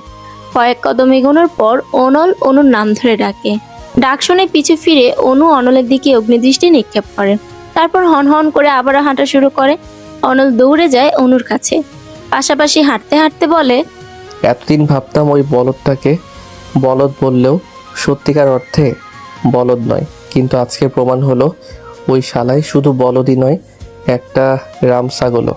আপনি কিন্তু বেশি বাড়াবাড়ি করছেন। বাড়াবাড়ির কি দেখলি তুই? তোর ওই সো কল্ড বলদ বিএফকে যদি আর দেখেছি এই এলাকায়, তাহলে ঠ্যাং ভেঙে রেখে দেব। তারপর একটা ভাঙা থালা হাতে দিয়ে 4 রাস্তার মোড়ে বসিয়ে দেব ভিক্ষা করতে। পাশে তুইও থাকিস, দুজন মিলে ভিক্ষা করবি। আপনি একটা নিকৃষ্ট, অসহ্য, বিরক্তিকর লোক। অনল মুচকি হেসে অনুর থেকে পিছিয়ে যায়। নিজের চুলের মাঝে হাত বুলাতে বুলাতে অনুর দিকে কিছুটা ঝুঁকে দাঁড়ায়। চোখ দুটো ছোট ছোট করে বলে, জানি। 2 হাতে ধাক্কা দিয়ে অনলকে সরিয়ে দিয়ে অনু বলে, আপনাকে আর কিছু বলবো না আমি তো এটাই বুঝি না, আমাকে নিয়ে এত কিসের সমস্যা আপনার? থাকবো না আর এই এলাকায়, মাকে বলে চলে যাব। তাই নাকি? চলে যাবি? আমিও দেখব তুই আন্টিকে কি করে রাজি করাস। রাগে চোখ মুখ গাল লাল হয়ে আছে অনুর। পারছে না শুধু অনলকে পানি ঝাড়াই গিলে খেতে। অনল বেশ উপভোগ করছে অনুর এই রিয়েকশন। অনলকে মুচকি মুচকি হাসতে দেখে আরো বেশি রাগ হয় অনুর। জিদ্দে বলে, অসভ্যের মতো হাসবেন না। কেন রে অনু, তুই পেঁচিমুখী বলে কি আমিও পেঁচা? আমি তো হাসতে পারি। অনু আর কথা না বাড়িয়ে হাঁটা শুরু করে। অনল শব্দ করে হাসতে হাসতে বলে, রাগলে তোকে লাল টমেটোর মতো লাগে অনু। অনু দাঁড়িয়ে যায়। অনলের দিকে ঘুরে দাঁড়িয়ে শান্ত কণ্ঠে জিজ্ঞেস করে, আপনি কি আমায় ভালোবাসেন অনল ভাই? অনলের হাসি থেমে যায়। চুপ করে তাকিয়ে থাকে অনুর দিকে। উত্তরের জন্য অপেক্ষায় দাঁড়িয়ে রয়েছে অনু। শান্ত ও শীতল বাতাস দুজনকেই ছুঁয়ে দিচ্ছে। হঠাৎই অনল ফিক করে হেসে বলে, তোকে ভালোবাসতে যাব আমি? তোর চাইতে তো রাস্তার কোনো পাগলিকে ভালোবাসাও উত্তম। এবার মনে হচ্ছে রাগে কান দিয়ে ধোঁয়া বেরোচ্ছে অনুর। চারপাশে অনলকে মারার জন্য কিছু খুঁজছে। এদিকে পেটে হাত চেপে অনল হেসেই চলেছে। ইটের অর্ধেক টুকরো হাতে তুলে নিয়ে অনলের দিকে এগিয়ে আসে অনু। অনল পেছাতে পেছাতে বলে, এটা দিয়ে মারিস না রে অনু, মাথা ফেটে যাবে। আর মাথা ফেটে গেলে রক্ত বের হবে। রক্ত বের হলে আমি মারা যাব, আর আমি মারা গেলে আমার হবু বউ বিধবা হবে। তুই এটা করতে পারিস না অনু। শেষের লাইনটা বলতে বলতে অনু দৌড়ে আসতে শুরু করে। এবার অনলও দৌড় শুরু করে। জিদ্ধে ইট ছুঁড়ে মেরে ক্ষান্ত হয় অনু। যদিও অনলের গায়ে লাগেনি, অনু হাঁপিয়ে উঠেছে। পুরোতে 2 হাত রেখে ঝুঁকে দাঁড়িয়ে নিঃশ্বাস নিতে নিতে স্বগতোক্তি করে বলে, অসভ্য বানরের দল, জীবনটা তেজপাতা করে দিচ্ছে। প্রায় 1 সপ্তাহ হয়ে গেছে ক্লাস শুরু হওয়ার। প্রথম দিনের পর থেকে কেউ আর কিছু বলেনি ওদের, কিন্তু ওই ছেলেগুলোর সঙ্গে দেখা হলেই কেমন যেন আর চোখে তাকিয়ে মিটিমিটি হাসতো। স্টাইল করে আজ শুধু শাল পরে এসেছিল অনু। সকালে হালকা রোদ দেখে ভেবেছিল আজ ঠান্ডা তেমন পড়বে না, ভার্সিটিতে আসার পর হলো তার উল্টা। অনু অনলকে ওদের ক্লাসের সামনে দিয়ে যাওয়ার সময় জানালা দিয়ে ডাক দেয়। অনল বলল, কি বলবি তাড়াতাড়ি বল, সময় নেই হাতে। আপনার জ্যাকেটটা দেন না, ভেতরে তো সোয়েটার পরেছেন। কোন দুঃখে? ভেতরে সোয়েটার পরি বা ল্যাব কম্বল সাথে করে নিয়ে আসি, তাতে তোর কি? তুই কেন আমার জ্যাকেটের দিকে নজর দিবি, স্টুপিড মেয়ে? দেন না, এমন করেন কেন? খুব শীত করছে। করুক শীত, শীত করাই উচিত। ঢং করে সোয়েটার পরিসনি কেন? এখন থাক, দেখ কেমন লাগে। অনল সত্যি সত্যি জ্যাকেটটা দিল না, চলে গেল। অনুদের ক্লাসের কয়েকটা মেয়ে এবং ছেলে মিলে সাথীর জন্মদিন সেলিব্রেট করছিল ক্যান্টিনে। সাথী ওয়াশরুমে গিয়েছিল মুখ ধুতে। ক্যান্টিন থেকে বের হওয়ার সময় কিছু ছেলেদের হাসাহাসি করে বলা কথা অনলের কানে আসে। শালি এবার বুঝবে রিজেক্ট করার মজা। আমায় রিজেক্ট করে সাহস কত বড়। ওই শোন, সাথী আবার দেখেনি তো? আরে না, মন ওর চোখ ধরে নিয়ে আসছিল, ওই সময় আমি চেয়ারে সস ঢেলে রাখছিলাম, দেখে নাই। ছেলেগুলোর কথোপকথন শুনে অনলের মাথায় রক্ত উঠে যায়। সে সামনে এসে তিনটি ছেলেকে কষে থাপ্পড় দিল। অনল শাসিয়ে শাসিয়ে বলল, কলেজে এগুলো করতে আসছিস? প্রপোজ করলেই মেয়েদের রাজি হতে হবে, মাপ চাওয়ার কাছে? কি হয়েছে রে? মানুষ চিনতে শেখো আগে, তারপর বন্ধুত্ব করবে। নিজের সিটটা গিয়ে আগে দেখে আসো। তুই যেখানে বসেছিলে সেই চেয়ারে ওরা সস রেখেছিল, রিভেন্স নিয়েছে। কেঁদো না, এক্সট্রা কোনো ওড়না থাকলে কোমরে বেঁধে নাও। নেই, আর সোয়েটারের ওপর দিয়ে হিজাব পরা, গেঞ্জি সিস্টেম সোয়েটার হওয়ায় খুলতেও পারবো না, আবার এই অবস্থায় কলেজের ভেতর যেতেও পারবো না। উপায়ন্তর না পেয়ে অনল নিজে ওর জ্যাকেট খুলে সাথীকে দেয়। তিনতলা থেকে সাথী আর অনলকে কথা বলতে দেখেছে অনু, জেসি আর সুফা। জ্যাকেট দেওয়ার দৃশ্যটি অগোচর হলো না। জেসি খেপে বলে, অসভ্যটা তোকে জ্যাকেট দিল না, অথচ সাথীকে ঠিকই দিল। অনু কিছু না বলে নির্জীব হয়ে তাকিয়ে রইল শুধু। হুট করে অনলের চোখও সেখানে যায়। দ্রুত অনু সেখান থেকে চলে যায়। সাথী বলল, অনেক ধন্যবাদ আপনাকে, একটা রিক্সা করে দেবেন প্লিজ? আসো। কথা বলতে বলতে ওরা ভার্সিটির বাইরে যায়। কৃতজ্ঞতার দৃষ্টিতে সাথী অনলের দিকে তাকায়। তিনুকে নিয়ে আইসক্রিম খেতে বেরিয়েছে অনু। শীতের দিনে আইসক্রিম খাওয়ার আলাদা রকম মজা আছে, কিন্তু বাবা মা একদম পছন্দ করে না, তাই দু বোন লুকিয়ে বের হয়েছে। দোকানে যাওয়ার পর দেখা হয় এক পরিচিত ভিক্ষুকের সঙ্গে। অনু তাকে চেনে, বৃদ্ধা মহিলা। এই বয়সে কই আরামায়েশ করে খাবে তা না, ভিক্ষা করতে হচ্ছে। ছেলেরা তাদের বউ নিয়ে আলাদা থাকে। একবার ভিক্ষা করা চালের ব্যাগ নিয়ে তাকে রাস্তা দিয়ে হাঁটতে দেখে। ঝিমিয়ে ঝিমিয়ে বসে পড়ে সেখানেই। অনু কাছে গিয়ে দেখে বৃদ্ধার প্রচন্ড জ্বর শরীরে। সেদিন তার থেকে ঠিকানা নিয়ে বাড়িতে পৌঁছে দিয়েছে রিক্সা করে। বাড়ি না বলে বস্তি বলা যায়। বাড়ি যাওয়ার আগে ডাক্তার দেখিয়ে ওষুধ আর কিছু খাবার কিনে দিয়েছিল। আবেগে বৃদ্ধার চোখের পানি ঝরঝর করে ছেড়ে দেন। সেই থেকে বৃদ্ধা প্রায় এই এলাকায় আসতো। অনু জিজ্ঞেস করলো, দাদু এখানে কি করছেন? তিনি পিছু ফিরে অনুকে দেখে খুশি হন। ভাঙা ভাঙা গলায় বলেন, দুধের প্যাকেট নিতে আইছিলাম বোন, কিন্তু আমার কাছে 12 টাকা আছে শুধু। অনুর মায়া হলো তার কথা শুনে। সে নিজেই তাকে দুধের প্যাকেট কিনে দিল। তিনি অনুর মাথায় হাত রেখে দোয়া দেন, আল্লাহ তোরে বাঁচাইয়া রাখুক বোন, সারা জীবন ভালো থাক, দোয়া করি। অনু মুচকে হাসে। তাকে একটা রিক্সা ঠিক করে ভাড়াও দিয়ে দেয়। ছোটবেলা থেকে এমন পরোপকারীর স্বভাবটা অনুর মাঝে আছে। সাধ্যের মধ্যে সব সময় চেষ্টা করে আশেপাশের মানুষদের সাহায্য করতে। আইসক্রিম খেতে খেতে দু বোন রাস্তা দিয়ে হাঁটছে। অনুর এমন পরোপকারীর স্বভাব দেখে তিনু জিজ্ঞেস করে, তুমি যে সবাইকে এত সাহায্য করো, এতে কি লাভ হয় আপু? আজ ওদের বিপদে আমি সাহায্য করেছি, একদিন ওরা আমার বিপদে সাহায্য করবে। ছাই করবে। তোমার মন অনেক নরম আপু, এরা স্বার্থের জন্যই তোমায় এত ভালোবাসা দেখায়। একদিন বিপদে পড়ে দেখো, সবাই লেজ গুটিয়ে পালাবে, আসল চেহারা বের হবে তখন। তিনুর কথায় অনুকে বিচলিত হতে দেখা গেল না, বরঞ্চ মৃদু সহাস্যে বলল, বেশ তো, তাতেই বা সমস্যা কি? আমার আল্লাহ আছে না, তিনি আমার জন্য যথেষ্ট। আমার বিপদের সময় তার থেকেই আমি সাহায্য পাবো, আমার বিশ্বাস। আপু বল। তুমি আমার অনুপ্রেরণা। অনু বোনের কাজ জড়িয়ে ধরে বলে, পাগলি। বাড়ি পর্যন্ত যেতে যেতে আইসক্রিম খাওয়া শেষ হয়ে যায়। বাড়িতে যাওয়ার পর আমেনা বেগম জিজ্ঞেস করেন, দুজনে মিলে কই গেছিলি? একটু নিচে গেছিলাম মা। সারাক্ষণ শুধু টই টই করে ঘুরে বেড়ানো না, যা পড়তে বস। তিনু অনিচ্ছা নিয়ে পড়তে বসলো, কিন্তু পড়াতে মন নেই। অনেকের সঙ্গে কথা বলতে ইচ্ছে করে। এখন ফোন করাটা কি ঠিক হবে? না থাক, দরজা লাগালেই মা খ্যাচখ্যাচ করবে। ইস, আমার আর অনেকের সম্পর্কটা যদি আপু আর অনল ভাইয়ের মতো হতো তাহলেই ভালো হতো। যখন তখন ঝগড়া করতে অনেকে বাড়িতে চলে আসতো। উল্টাপাল্টা চিন্তা করে তিনি একাই আনমনে হাসে। পা টিপে টিপে ঘরে আসে অনল। চুপচাপ অনুকে পর্যবেক্ষণ করছে, মেজাজ বোঝার চেষ্টা করছে। অনু বিড়ালের গায়ে হাত বুলিয়ে আদর করছে আর হাসছে। অনলের আগমন টের পায়নি। দেখে তো মনে হচ্ছে মেজাজ ভালোই। খ্যাক করে গলা পরিষ্কার করে অনল। অনু মাথা তুলে পেছনে তাকায়। অনলকে দেখে হাসি উধাও হয়ে কপাল কুঁচকে ফেলে। অনলকে সম্পূর্ণ ইগনোর করে বিড়ালের দিকে মনোযোগ দেয়। অনল মন গলানোর জন্য নরম স্বরে বলল, কি করছিস অনু? কথা বলবি না অনু? বোবা হয়ে গেছিস? তোকে একটা গুরুত্বপূর্ণ কথা বলতে এসেছি। তাড়াতাড়ি বলে বিদায় হন, অসহ্য।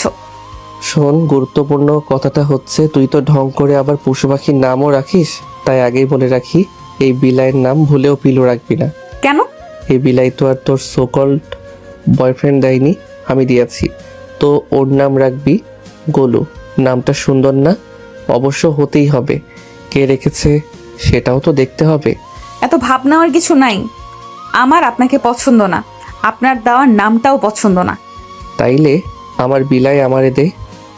হাত বাড়িয়ে দিয়ে বলল অনল। অনু ঝড়ের গতিতে বিড়াল ছানাটি সরিয়ে নিয়ে বলল, হ্যাঁ, তার হচ্ছে না। এই বিড়াল এখন আমার।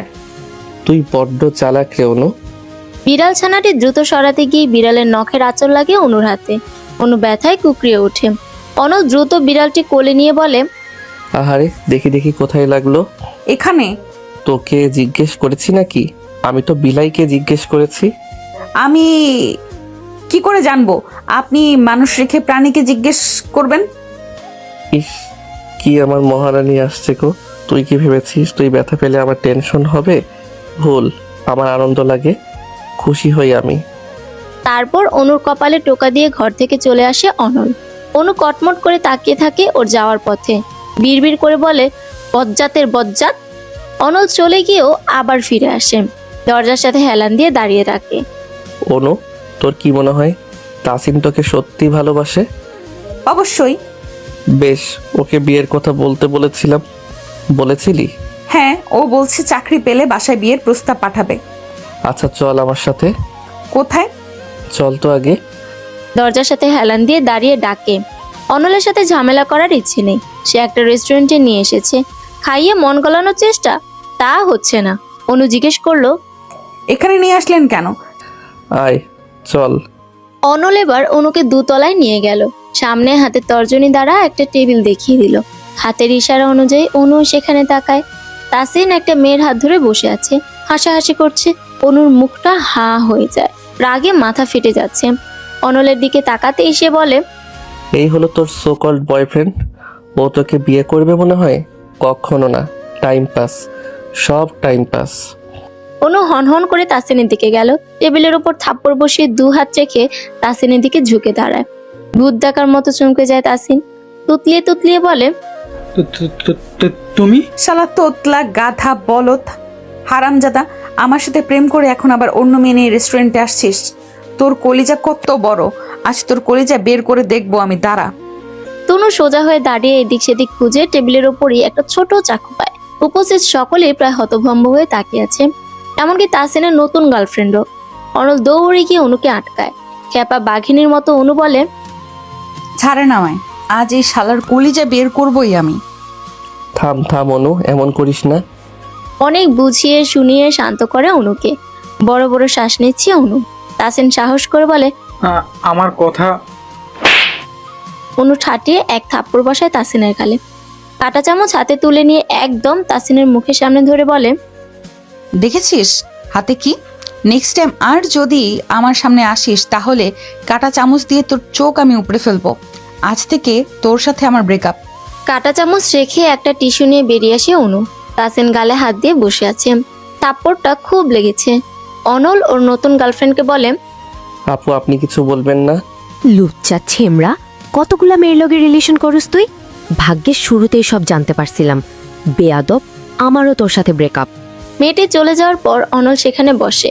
কাঁটা চামচ টেবিলের ওপর ঘোরাতে ঘোরাতে বলে, প্রথমে যদি ভালো কথাই নিজেই অনুর জীবন থেকে সরে যেতে, তাহলে আজ সবার সামনে তোমায় অপমানিত হতে হতো না, আবার নতুন গার্লফ্রেন্ডও হাতছাড়া হতো না। তাসিন নির্বাক। অনল চেয়ার ছেড়ে উঠে দাঁড়িয়ে বলে, এতগুলো গার্লফ্রেন্ড পালতে শুধু চেহারা আর টাকা থাকলেই হবে না, বুদ্ধিও থাকা লাগবে। গবেট। অনল রেস্টুরেন্টের বাইরে এসে দেখে অনু কাঁদছে আর একটু পরপর টিস্যু দিয়ে নাক মুছছে। এজন্যই তাহলে টিস্যুটা নিয়ে এসেছিল। অনলকে দেখে অনু ঠোঁট বাঁকিয়ে কেঁদে বলে, ওই বজ্জারটা কেমনে পারলো? আহারে থাক, কাঁদিস না অনু, চল আজ তোকে ঘুরতে নিয়ে যাব। অনু রাজি হলো। এখন তার মন ফ্রেশ করা দরকার। সারা বিকেল ঘুরে ফিরে সন্ধ্যার দিকে বাড়িতে পৌঁছে দেয়। বাড়ির ভেতর যাওয়ার আগে ঘুরে দাঁড়িয়ে অনু বলে, তাসিনের আসল চেহারাটা ধরিয়ে দেওয়ার জন্য থ্যাঙ্কস। আর সারা বিকেল আপনার সাথে ঘুরেছি বলে ভাববেন না আপনার উপর আমার কোনো রাগ নেই। রাগ আছে, অনেক রাগ আছে। কেন? আমি আবার কি করলাম? নাটক করবেন না। আপনি অনেক স্বার্থপর একটা লোক। সকালে যে আমি জ্যাকেট চাইলাম তখন তো আমায় দিলেন না, অথচ সাথীকে ঠিকই দিলেন। সিচুয়েশনটা অন্যরকম ছিল অনু, তুই আমায় ভুল বুঝছিস। আমি কোনো ভুল বুঝছি না। আমি স্পষ্ট দেখেছি সাথী কেমন করে যেন আপনার দিকে তাকাচ্ছিল। বিশ্বাস না হলে জেসি আর শুভাকেও জিজ্ঞেস করে দেখতে পারেন। অনল হ্যাচকা টানে অনুকে কাছে এনে দেয়ালের সাথে ঠেস দিয়ে দাঁড় করায়। অনলের হাত দেয়ালে, অনু ওর দুহাতের মাঝে বন্দি। বেশ অবাক এবং ভয়ও পায় এমন কাণ্ডে। এত কাছে অনল এর আগে কখনো আসেনি। অনলের উত্তপ্ত নিঃশ্বাস অনুর মুখের উপর পড়ছে। ধীরে ধীরে অনুর নিঃশ্বাসও কেমন জানি ভারী হয়ে আসে। মোহমীয় দৃষ্টিতে অনুর চোখে চোখ রেখে অনল জিজ্ঞেস করে, ভালোবাসিস আমায়? অনলকে ধাক্কা দিয়ে সরিয়ে মুক্ত হয়ে নিল অনু। ভেঙচি কেটে বলল, আসছে ভালোবাসিস আমায়, ঢং যত সব। ঢং? তা নয় তো কি। আচ্ছা যদি ঢংই হয় তাহলে তুই সাথীর প্রতি জেলাস হচ্ছিস কেন? আমি মোটেও জেলাস হইনি। আপনি আমায় জ্যাকেট দেননি, অথচ ওকে দিয়েছেন। এই জন্য আমার রাগ হয়েছিল। নিকুচি করি তোর রাগের। আর আপনার রাগকে আমি নিমকুচি করি। সারা জীবন অনু সিঙ্গেল থাকবে দরকার হলে, তবুও তো আপনাকে ভালোবাসবে না, না, না, কখনো না। অনু চলে যায় ভেতরে। অনল হতবিহম্বল হয়ে দাঁড়িয়ে থাকে কিছুক্ষণ। এই মেয়ে সাংঘাতিক লেভেলের হিংস্র, তবে টোপ দিলে গিলবে নির্ঘাত। পরের দিন ভার্সিটিতে যাওয়ার পর একদম অনাকাঙ্ক্ষিতভাবেই সাথীর সাথে দেখা হয়ে যায়। পারতপক্ষে বলা যায় সাথী নিজ থেকে পত্রত করে দাঁড়িয়েছে। ঠোঁটের কোণে মিষ্টি হাসি। মিষ্টি করে হেসে সাথী জিজ্ঞেস করলো, ভালো আছেন? আলহামদুলিল্লাহ ভালো, তুমি? আমিও আলহামদুলিল্লাহ। অনুকে তখন দেখা গেল জেসি আর শুভার সাথে এদিকে আসছে, আর চোখে ওদের দিকেও তাকাচ্ছে। অনল বেশ মজা পাচ্ছে। সে ঠোঁটে চওড়া হাসি টেনে বলে, কফি খাবে? হ্যাঁ, খাওয়া যায়। ওদের দুজনের কথোপকথন শুনতে না পেলেও দুজনকে ক্যান্টিনের দিকে যেতে দেখা গেল। অনু নাক মুখ কুচকে ফেলে। শুভা বলে, এদের কাহিনীটা কি রে? আমি কি করে বলবো? রাগ করছিস কেন? আমি তোকে জিজ্ঞেস করলাম নাকি? তুই চুপ করে থাক। কথাই না পারলে চুপ করে থাক। জেসি ওকে চুপ করতে বল, নয়তো একটা কেলেঙ্কারি হয়ে যাবে বলে দিলাম। সকাল সকাল এত চটে যাচ্ছিস কেন? ও, এখন তুইও তাহলে শুভার দলে? ভালো, খুব ভালো।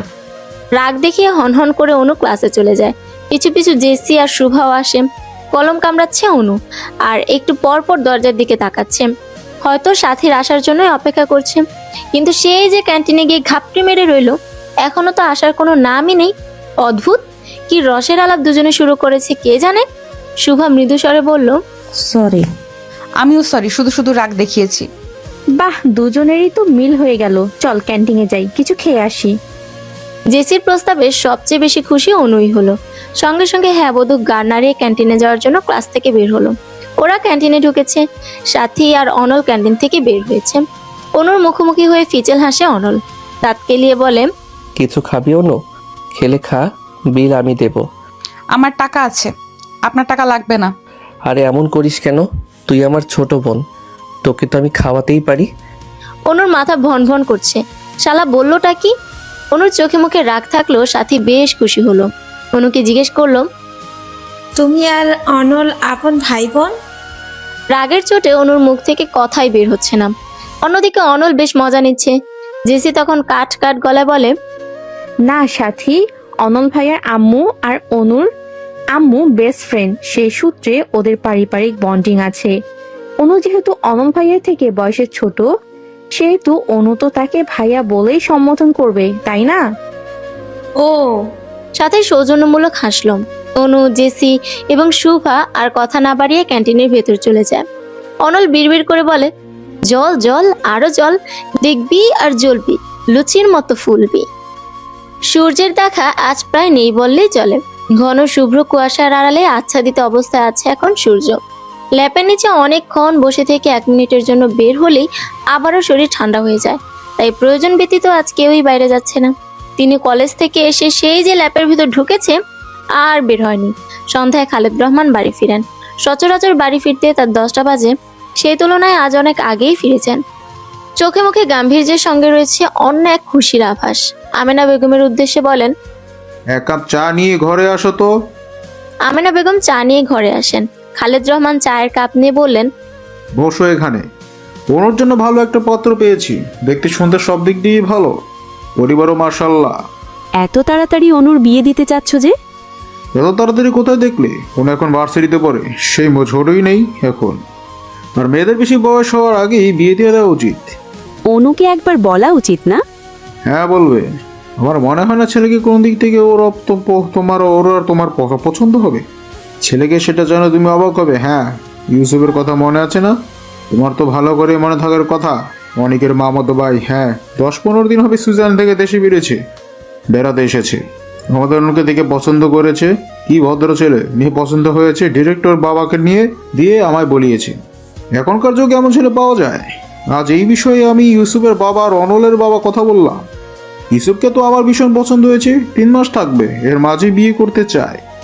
অনুকে নিয়ে সুইজারল্যান্ডে সেটেল হবে, বলো এবার আপত্তি আছে? আমেনা বেগম কি বলবেন বুঝতে পারছেন না।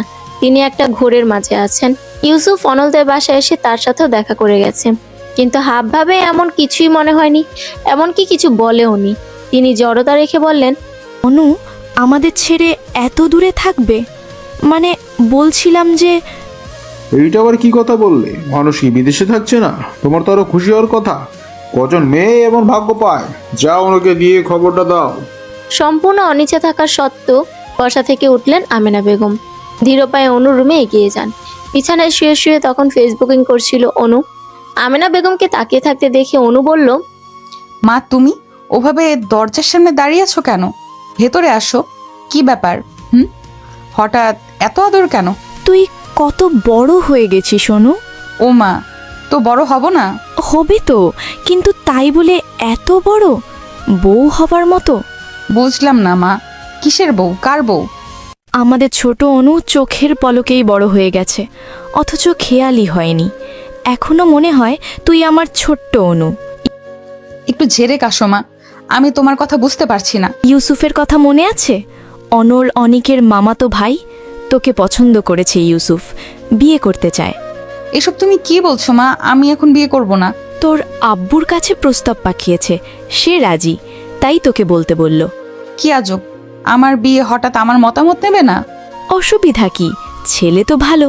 হোক ভালো, আমিও তো খারাপ নই, কিন্তু আমি বিয়ে করব না। তুমি আব্বুকে বলে দাও। আমি কি বলবো? কাউকেই বলতে হবে না, এই বিয়ে ভেঙে দিব। আর কিছু না বলে অনু বাড়ি থেকে বের হয়ে অনলের কাছে যাওয়ার জন্য। এর বিহিত একমাত্র অনলই করতে পারবে। ইউসুফকে জানালে অবশ্যই সে বিয়ে ভেঙে দেবে। অনলদের বাড়ি যাওয়ার পর দরজা খুলে দেন শিমুল বেগম।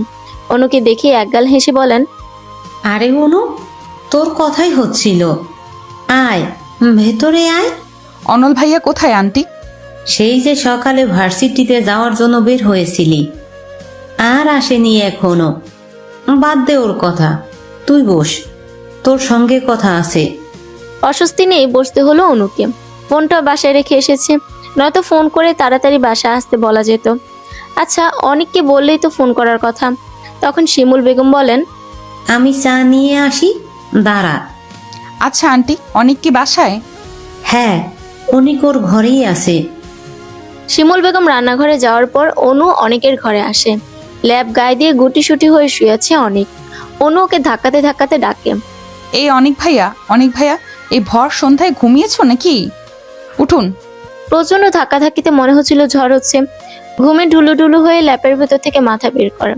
সমস্ত ঘুমের নেশা তার কেটে যায়। অনু অপ্রস্তুত হয়ে তাকিয়ে রয়েছে। মিষ্টি হেসে কথাটি বলল ইউসুফ। অনেক ওয়াশরুমে, আমি ইউসুফ।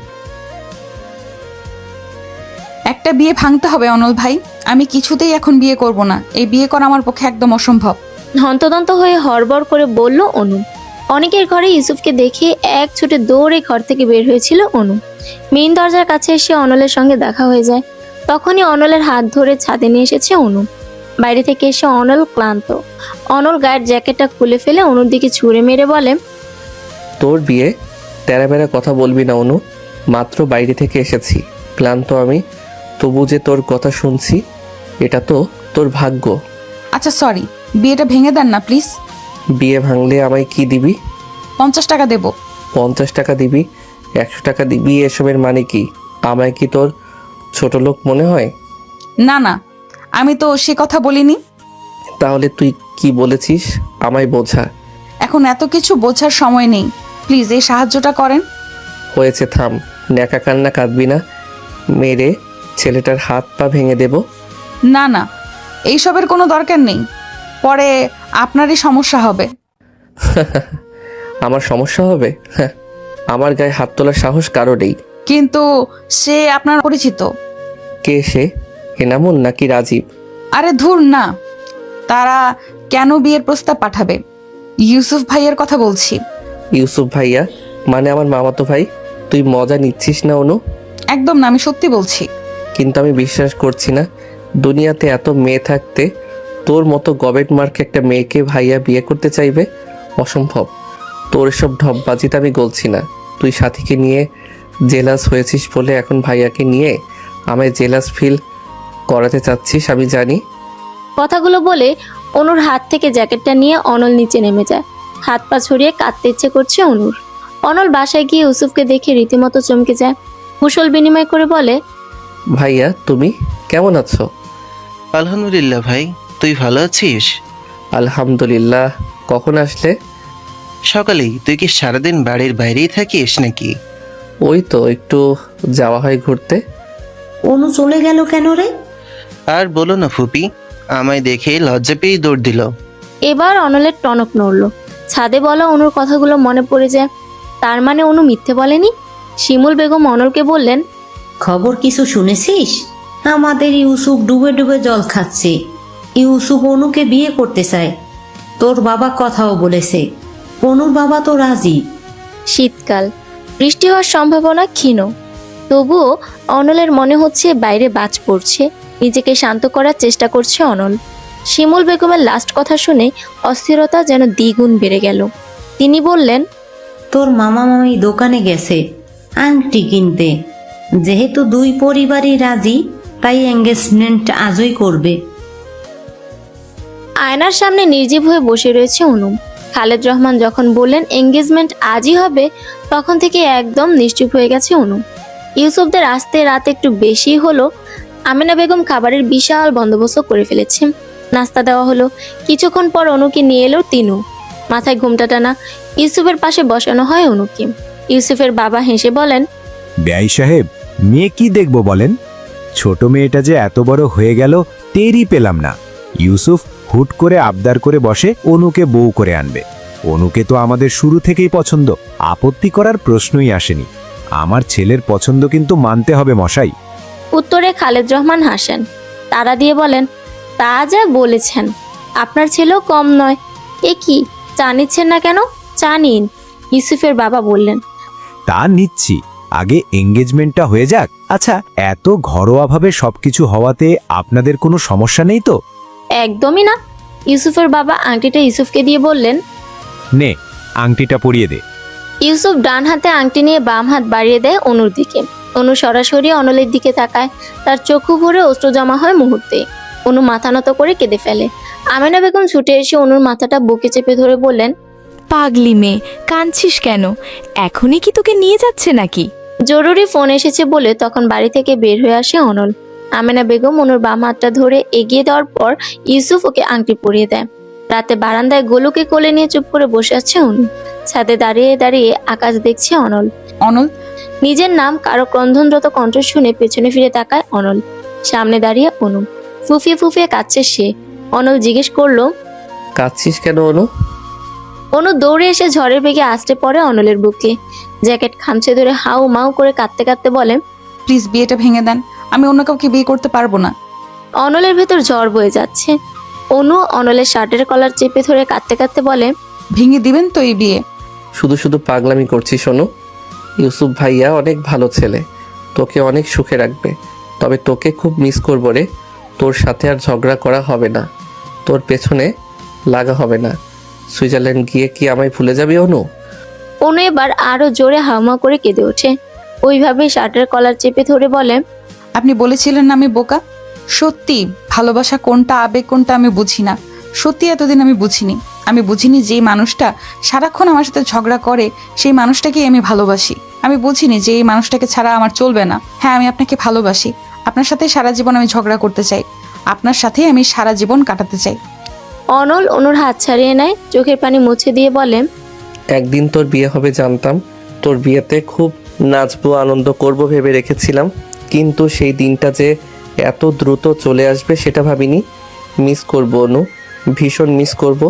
শীতের মধ্যে আর এখানে থাকিস না, বাড়ি চলে যা। আপনি কি বুঝতে চাচ্ছেন না, না বুঝতে পারছেন না? এড়িয়ে যাচ্ছেন কেন? এড়িয়ে যাবেন না প্লিজ। দয়া করে আমার মনের অবস্থাটা একটু বোঝার চেষ্টা করুন। আমার আপনাকে প্রয়োজন, শুধুই আপনাকে। কাঁদতে কাঁদতে হেঁচকে উঠে যায়। আস্তে আস্তে শরীরটাও নিস্তেজ হয়ে আসে। কথাগুলো কেমন জড়িয়ে জড়িয়ে যাচ্ছে। একসময় সেন্সলেস হয়ে অনলের উপরেই পড়ে যায় অনু। দু হাতে আঁকড়ে ধরে সে অনুকে, বুকের সাথে শক্ত করে চেপে ধরে অনল বলল, সরি। 2 ফোঁটা অশ্রু গড়িয়ে পড়ে অনলের চোখ থেকে। মাঝরাতে অনুর ঘুম ভাঙলে সে নিজেকে বিছানায় আবিষ্কার করে। বিছানার পাশে মোবাইল, হাতটাও মোবাইল পেল না। উঠে দাঁড়াতে অলসতা লাগছে, শরীরে মনে হচ্ছে শক্তি নেই। কিছুক্ষণ ঝিম মেরে বিছানাতেই বসে থাকে। খোলা চোরগুলো হাত কোপা করে বিছানা থেকে নামে। লাইট জ্বালিয়ে দেখে গোলু ফ্লোরের এক কোণে গুটিসুটি হয়ে শুয়ে রয়েছে। এই ঠান্ডার মধ্যে বেচারাকে কষ্ট দিচ্ছে ভেবে অনু নিজেরই খারাপ লাগছে। গোলুর জন্য ছোট্ট বাক্সে আলাদা বিছানা বানিয়েছিল অনু। ওকে তুলে নিয়ে সেই বাক্সের বিছানায় শুইয়ে দেয়। ওর জন্য বানানো ছোট্ট ল্যাপটা গায়ে জড়িয়ে দিল। গোলু একবার চোখ মেলে তাকিয়ে আবার চোখ বন্ধ করে ফেলে। অনু ওর মাথা চুলকে দেয় কিছুক্ষণ। বারান্দায় গিয়ে দেখে তিতুস খাঁচার মধ্যে ঝিমুচ্ছে। ওর খাবার প্রায় শেষ। ঘর থেকে খাবার আর পানি দিয়ে যায়। তখন দৃষ্টি চলে যায় অনলের ঘরের দিকে। এখনো ওর ঘরে আলো জ্বলছে। অনুর মনে পড়ে যায় ছাদের ঘটনাটির কথা। অনলের নিষ্ঠুরতার কথা ভাবতেই একদলা ভারী মেঘ এসে জমা হয় চোখের কার্নিশে, যার শেষ ফলাফল হিসেবে নেত্রপল্লব অশ্রুতে ভিজে ওঠে। দীর্ঘশ্বাস নিয়ে অনু ঘরে ফিরে আসে। ওয়ার্ড্রপ থেকে জামা কাপড় বের করে শাড়িটা আগে খুলে ফেলে। তারপর ওয়াশরুমে চলে যায় ফ্রেশ হতে। সকালে অনুর ঘুম ভাঙে আমেনা বেগমের ডাকে। চোখ না মেলেই অনু বলে, বলো। ইউসুফ এসেছে তোর সঙ্গে দেখা করতে। এত সকালে? এত সকাল কোথায় পেলি? 11টা বাজতে চললো। অনু নিশ্চুপ, আবার ঘুমিয়ে পড়েছে নির্ঘাত।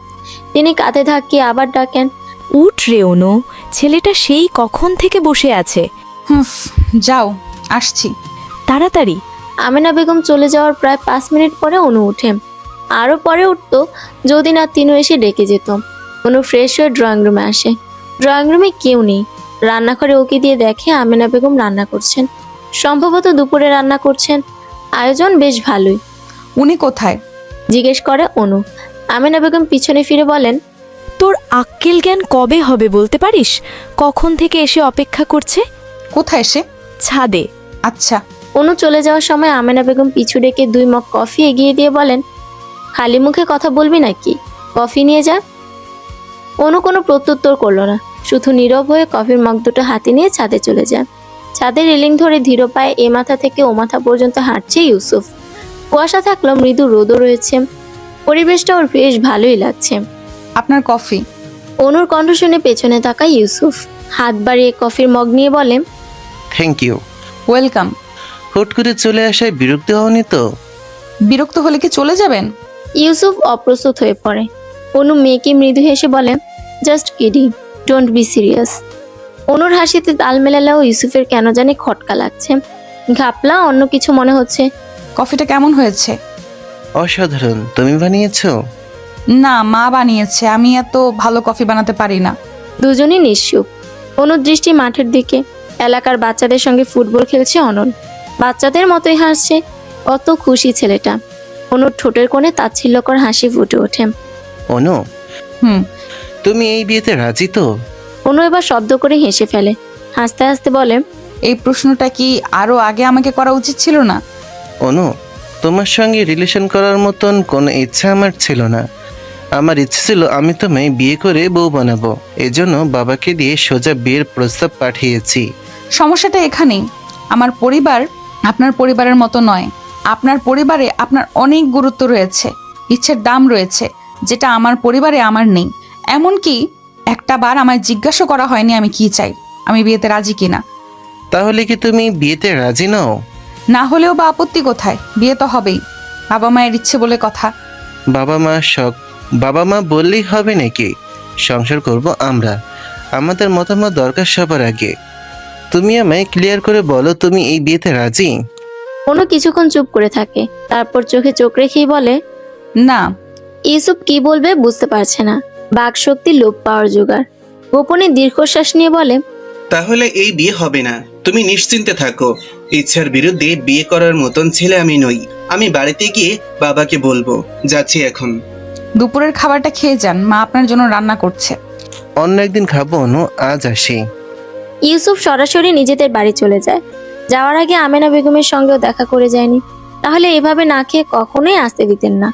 অন্যদিকে অনুর এমন চটপটে স্বীকারোক্তি ওকে পীড়া দিচ্ছে, ভুলটা নিজেরই মনে হচ্ছে। সে যদি নিজেই একবার অনুকে জিজ্ঞেস করত। ইউসুফ চলে যাওয়ার পরও অনু কিছুক্ষণ ছাদে পায়চারি করে, লুকিয়ে লুকিয়ে অনলকেও দেখে। অনলের দৃষ্টি যে ছাদের দিকে নেই তা কিন্তু নয়, ও নিজেও খেলার ছলে একটু পরপর ছাদের দিকে তাকাচ্ছে। ইউসুফের সঙ্গে অনুকে দেখে কষ্ট হলো, সরে যেতে পারছিল না। অনু রাতে ঘুমিয়েছিল কিনা তার জানা নেই, কিন্তু তার চোখের পাতায় ঘুম সারা রাতে একবারও আসেনি। অনু ইউসুফের বউ হবে এটা ভাবতেই যেন বুকটা মোচড় দিয়ে ওঠে। অজানা অদৃশ্য কষ্টটা জেঁকে ধরে। অনুও ভালোবাসাটা আগে ফিল করতে পারেনি, হয়তো অনলও নয়, তবে এখন যে অনুভূতি হচ্ছে তার নাম কি? ভালোবাসা। অনু ছাদ থেকে নেমে আসে। আজ ভার্সিটিতে তো যাওয়া হলো না, তবে একটু হেঁটে আসা যায়। সেও কাউকে কিছু না বলে একাই হাঁটতে বের হয়। মাঠের পাশ দিয়ে যাওয়ার সময় অনল দৌড়ে আসে, হাঁপাচ্ছে সে। অনু কিছু বলছে না, চুপচাপ হেঁটে চলেছে শুধু। কেমন আছিস অনু? অনু নিরুত্তর। অনল প্রশ্ন করে, কথা বলবি না? এবারও অনু কোনো উত্তর দিল না। একটা রিক্সা ডেকে চুপচাপ উঠে পড়ল, এমনকি একটাবার অনলের দিকে ফিরেও তাকায়নি। অনু রেহেন ব্যবহারে বুকের ভেতর কেমন যেন চিনচিন করে ওঠে অনলের। অসহায় লাগে। অনু তো এমন নয়। পুরো বাড়িতে পিনপতন নীরবতা চলছে, এমনকি ফ্যানের ভন ভন করার শব্দটাকেও প্রকট মনে হচ্ছে এখন। অনুর সামনে চোয়াল শক্ত করে ক্রুদ্ধ হয়ে দাঁড়িয়ে রয়েছে খালেদ রহমান। হাঁটতে হাঁটতে যাওয়ার সময় মাঝ রাস্তাতেই খালেদ রহমানের সঙ্গে দেখা হয়ে যায়। তার অগ্নিবর্ণ দৃষ্টি বলে দিচ্ছিল ঠিক কতটা রেগে আছেন তিনি, কিন্তু রাস্তায় কিছুই বলেননি। অনুকে সঙ্গে করে বাড়িতে নিয়ে এসেছেন। এতক্ষণ ক্ষুব্ধ হয়ে চুপচাপ থাকলো, এবার তিনি কষে থাপ্পড় বসান অনুর গালে। তাল সামলাতে না পেরে কয়েক কদম পিছিয়ে যায় অনু। সঙ্গে সঙ্গে মনে হয় গাল কয়েক ইঞ্চি ফুলে গিয়েছে। এতটা ব্যথা হচ্ছে যে মনে হচ্ছে গাল ফেটে এখনই রক্ত বের হবে। গাল চেপে ধরে দাঁড়িয়ে থাকে অনু, ঠোঁট কামড়ে ধরে কান্না আটকানোর চেষ্টা করছে। খালেদ রহমান বাজখাই গলায় বলেন, তোমারও তো সাহস কে দিয়েছে বিয়ে ভাঙা? কোন দিক থেকে ইউসুফকে তোমার অপছন্দ বলো? নীরবে চোখের অশ্রু বিসর্জন দিচ্ছে অনু। আমেনা বেগম কাছে আসার আগে খালেদ রহমান চিৎকার করে বলেন, খবরদার মাঝখানে আসবে না তুমি। এখানে আমি আর অনু কথা বলছি, আজ আমার সব প্রশ্নের উত্তর ওকে দিতে হবে। এবার তিনি অনুকে জিজ্ঞেস করলেন, তুমি কেন বিয়ে ভেঙেছো? চুপ করে থাকবেন অনু, মাথায় রক্ত চেপে আছে এমনিতেই। ইউসুফকে তোমার কেন পছন্দ নয়? আমি এখনই বিয়ে করতে চাচ্ছি না আব্বু, সবাইকে ছেড়ে এত দূরে আমি থাকতেও পারবো না। ফুফিয়ে ফুফিয়ে বলল অনু। অনলের কথা বলতে গিয়েও বলতে পারলো না। যেখানে অনল অনুকে ভালোবাসে না, সেখানে বাবার সামনে এ কথা বলার বৃথা মানে হয় না। রাগে গিজ গিজ করছেন খালেদ রহমান। চোয়াল শক্ত করে বলেন, বড় হয়ে সাহস বেড়ে গেছে, নিজের ভালো বুঝতে শিখেছো। করে নিজের ভালো, তোমার কোনো ব্যাপারে আমি আর নেই। কথা শেষ করে নিজের ঘরে গিয়ে ধীরিম করে দরজা বন্ধ করে দেয় খালেদ রহমান। অনু আর এক সেকেন্ডও দাঁড়িয়ে না থেকে বাড়ি থেকে বেরিয়ে আসে। তিনু আমেনা বেগম অনেকবার ডাকলেও পিছু ফিরে দাঁড়ায়নি। অনেক, আমি কেন জানি অনুর বিয়ে নিয়ে খুশি হতে পারছি না, বলল অনল। অনেক কম্পিউটার গেমস খেলছিল। অনলের এর কথা শুনে সচকিত হয়ে তাকিয়ে বলে, কেন? এই কেনর উত্তরই তো আমার কাছে নেই। তুমি কি অনুকে ভালোবাসো? কাল রাতে অনু ছাদে এসেছিল। কেন? আমার কাছে। কি বলেছে? অনু আমায় ভালোবাসে, বিয়ে ভেঙে দিতে বলেছে, কান্নাকাটি করেছে অনেক। আমার মনে হয় অনলের পুরো কথা শেষ হওয়ার আগে অনেকের ফোন বেজে ওঠে। তিনও ফোন করেছে। একটু ওয়েট ভাইয়া বলে অনেক ফোন রিসিভ করে। ওপাশ থেকে তিনু প্রায় কেঁদেই ফেলবে সেভাবে বলে, অনেক অনেক আপু বাড়ি থেকে বেরিয়ে গেছে। ইউসুফ ভাইয়াকে আপু বিয়ে করবে না বলেছে, বিয়ে ভেঙে দিয়েছে বলে আব্বু খুব রেগে গেছে, আপুকে মেরেছে আর বকেছেও অনেক। কখন বের হয়েছে? এই এই এক্ষুনি। তুমি আর অনল ভাইয়া একটু খুঁজে দেখো না। আচ্ছা, তুমি চিন্তা করো না, আন্টিকে চিন্তা করতে বারণ করো, আমি দেখছি। অনেকের সব কথাই অনল শুনেছে। চিন্তিত হয়ে বলে, কি হয়েছে রে? ভাইয়া অনু বাড়ি থেকে বের হয়ে গেছে। মানে কি? কেন বিয়ে ভেঙে দিয়েছে অনু? এজন্য আঙ্কেল মেরেছিল?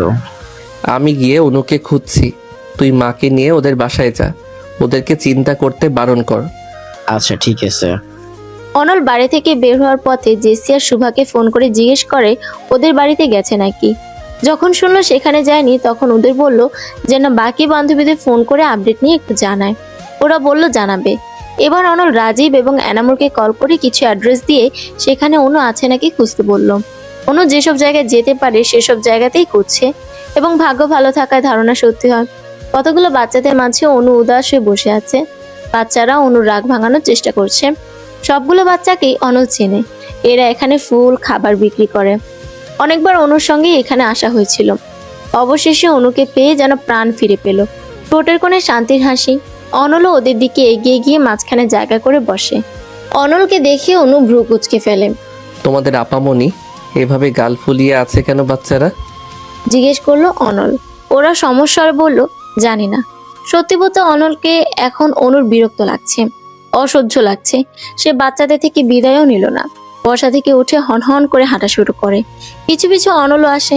পাশাপাশি হাঁটতে হাঁটতে বলে, কি সমস্যা অনু? আমার সঙ্গে কথা কেন বলিস না? কথা বলতে ভালো লাগে না তাই বলিনি, কোনো কারণ নেই। অবশ্যই কারণ আছে, সব কিছুর পেছনেই কোনো না কোনো কারণ থাকে। অনু থেমে যায়। দু হাত জড়ো করে বলে, দয়া করে আমায় একটু একা থাকতে দিন, আমি একা থাকতে চাই। তুই নাকি বিয়ে ভেঙে দিয়েছিস? এই জন্য মনে হচ্ছে আপনার খুব অসুবিধা হয়ে গেল। ভয়ের কোনো কারণ নেই। আপনাকে ভালোবাসার কথা কাউকেই বলবো না, আর আপনাকেও বিরক্ত করব না। কাল রাতের জন্য সরি। অনু কথা শেষ করে হাঁটা শুরু করে। এর মাঝে নির্জনতা ছেড়ে দুজনের লোকালয়ে চলে এসেছে। চারপাশে লোকজনের সমাগম। অনল পেছন থেকে বলে, সরি বললেই তো এখন আর কিছু হবে না অনু। আমি তোকে একাও থাকতে দেব না, কারণ আমি তোকে ভালোবাসি। I love you. শেষের দুইটা লাইন কানে পৌঁছাতেই অনু থমকে দাঁড়ায়। চোখ দুটো ছলছল করে ওঠে। ভালোবাসা পাওয়ার যে আনন্দ, সে আনন্দের রেখা ঠোঁটের কোণে। অনলের দিকে এবার ঘুরে দাঁড়ায় অনু। পাশ থেকে তখন দৌড়ে আসে কিছু লোক। তখনই একটা মেয়ে ধাক্কা দিয়ে যায় অনুকে। সম্ভবত দৌড়াতে গিয়ে অনুর সঙ্গে ধাক্কাটা খায়। ধাক্কাটা এত জোরেই লেগেছে যে টাল সামলাতে পারেনি।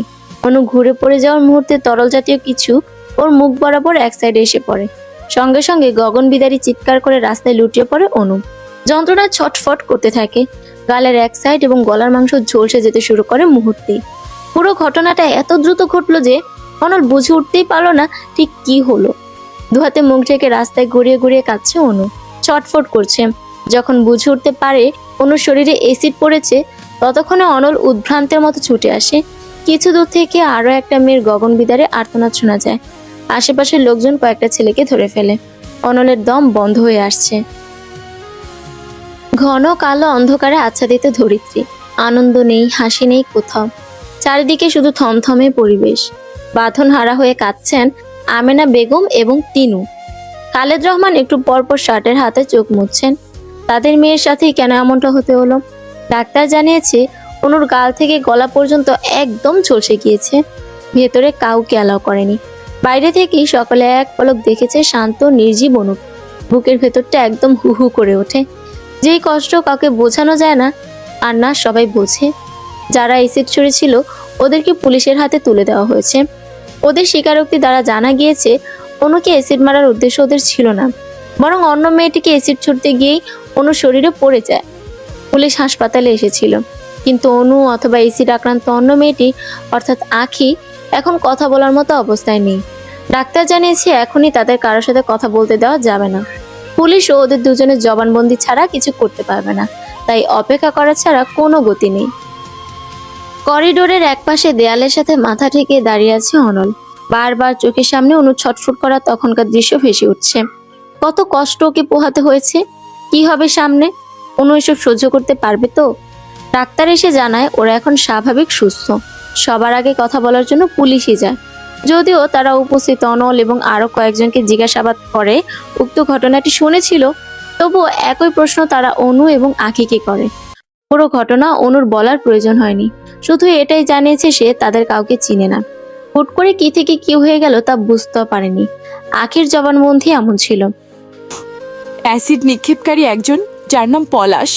পলাশ আমায় প্রেম প্রস্তাব দিয়েছিল কলেজে যাওয়ার সময়। সে ভালো ছেলে নয়, আমি না করে দিয়েছিলাম। এরপর থেকে সে প্রায়ই আমায় বিরক্ত করত, রাস্তাঘাটে উত্ত্যক্ত করত। তারপরও যখন আমি রাজি হইনি, তখনও হুমকি দিয়ে বলে, তোর এই সুন্দর চেহারা নিয়ে এত বড়াই না, তোর এই চেহারাই আমি নষ্ট করে দেব। সরাসরি ভয় না পেলেও মনে মনে আমি ঠিকই ভয় পেয়েছিলাম। কিছুদিন কলেজেও যাইনি। এরপর যখন আবার কলেজে যাওয়া শুরু করলাম, তখন আর পলাশ আমায় বিরক্ত করতো না। আমি ভেবে নিয়েছিলাম হয়তো আমাকে ভয় দেখানোর জন্যই বলেছিল, কিন্তু ভুল ছিলাম আমি। সেদিন কোচিং থেকে ফেরার পথে পলাশ ও ওর সঙ্গীরা আমার দিকে এগিয়ে আসে, অদ্ভুতভাবে হাসে। আমি ভয় পেয়ে দৌড়ানো শুরু করি। দৌড়াতে দৌড়াতে অন্য একটা মেয়ের সঙ্গে ধাক্কা খাই। আমার জন্য ওই মেয়েটাকেও অ্যাসিডের শিকার হতে হয়। এবার আখির কান্না আরো বেড়ে যায়। ডাক্তাররা জানায় এই সময় ওদের উত্তেজিত করা ঠিক হবে না। পুলিশের যা জানার দরকার তা জেনে নিয়েছে, আর কোনো প্রশ্ন তারা করেনি। তবে এটা বলেছে যে এর প্রাপ্য শাস্তি পলাশ ও ওর বন্ধুরা পাবে। হাসপাতালের বাইরে সাংবাদিকদের দলবল। একদিনে একই সময়ে 2 মেয়ে অ্যাসিডের শিকার। এই খবর যেন মুহূর্তেই ছড়িয়ে পড়েছে সব জায়গায়। ডাক্তাররা তাদের হাসপাতালের ভেতর অ্যালাউ করেনি। তারা উন্মুখ হয়ে অপেক্ষা করছে অনু এবং আখির সঙ্গে কথা বলার জন্য। এর মধ্যে যতটুকু জানা হয়েছে ততটুকুই টিভি পত্রিকায় প্রচার করা হয়েছে। তাদের আগের ছবি এবং এসিডে ঝলসে যাওয়া ছবি দেখে সকলের মনেই আক্ষেপ। এত সুন্দর চেহারা! আজকাল সত্যি এটাও মনে হয় যে সুন্দর হওয়া পাপ, অন্যায়। অনু সুস্থ হওয়ার পরও কারোর সঙ্গেই কথা বলতে চায়নি, এমনকি দেখাও করেনি। অনল ভেতরে যায়নি একবারও। আমেনা বেগম যাওয়ার পর হাত ধরে কান্না করে অনু। আকাশ পাতাল কেঁপে উঠবে সেই কান্নার সুরে। আজ অনু এবং আখিকে আদালতে যেতে হবে সাক্ষী দেওয়ার জন্য। দুজনকে রেডি করা হয়, কিন্তু আয়না দেখতে দেওয়া হয় না কাউকেই। এমনকি ফোনও তাদের থেকে দূরে রাখে। এই ঝলসে যাওয়া মুখ দেখলে বেঁচে থাকার ইচ্ছে এখানেই মরে যাবে। গালে গলায় হাত বুলিয়ে আটকে ওঠে অনু। বুঝতে পারে নিজের করুণ পরিস্থিতি। ঘরের এক কোণায় হাঁটু মুড়ে বসে আছে অনু। কিছুক্ষণ আগেই আদালত থেকে এসেছে। আসামিদের ফাঁসির রায় দেওয়া হয়েছে। এখনো পর্যন্ত অনু নিজেকে দেখেনি, আখির মুখ দেখতে পায়নি। ওনা দিয়ে বড় ঘুমটা দেওয়া ছিল, তবে হাতটা দেখতে পেরেছিল। ডান হাতের ওপর ভাগ একদম ঝলসে পড়ে গেছে। কি ভয়ঙ্কর সে দৃশ্য! হাতের যদি এই অবস্থা হয়ে থাকে, তাহলে মুখের অবস্থা কিরকম হয়েছে? বাড়ির সামনে আসার পর এলাকার মানুষদের করা বিকৃত মুখভঙ্গি বারবার চোখের সামনে ভেসে উঠছে। তাদের চোখে ভয় স্পষ্ট ছিল। তারা কি অনুকে ভয় পাচ্ছে? ঘর থেকে সকল প্রকার আয়না জাতীয় সরঞ্জাম সরিয়ে ফেলা হয়েছে। সে নিজেই তার মুখ দেখার জন্য উদ্গ্রীব হয়ে রয়েছে। কেমন দেখাচ্ছে তাকে? খুব ভয়ঙ্কর, খুব। ঠোঁট ভেঙে কান্না চলে আসে। ফ্লোরে গুটি গুটি পায়ে গোলু ঘুরে বেড়াচ্ছে। তিতুস ওর কোলের কাছে এসে বসেছে। খুব গভীর মনোযোগ দিয়ে তাকালে মনে হবে তিতুসও বোধহয় কাঁদছে, তবে সে অন্যান্যদের মতো ভয় পাচ্ছে না। আমেনা বেগম প্লেটে করে খাবার নিয়ে আসেন। তিনুর হাতে পানির গ্লাস। কাঁদতে কাঁদতে ওদের চোখ মুখ ফুলে গেছে। নিজেকে কোনো রকম ভাবেই সামলে রাখতে পারছে না আমেনা বেগম। অনুর মুখের দিকে তাকালেই বুক ভেঙে কান্না চলে আসে। চোখ নামিয়ে ভাত মেখে মুখের সামনে ধরেন। তুমিও কি আমার দিকে তাকাতে ভয় পাচ্ছ মা? তিনি মেয়ের দিকে তাকিয়ে অশ্রু ত্যাগ করেন। অনুর মাথাটা বুকে চেপে ধরে বলেন, না মা, না, আমি কেন ভয় পাবো? তুই আমার মেয়ে, আমার কলিজা।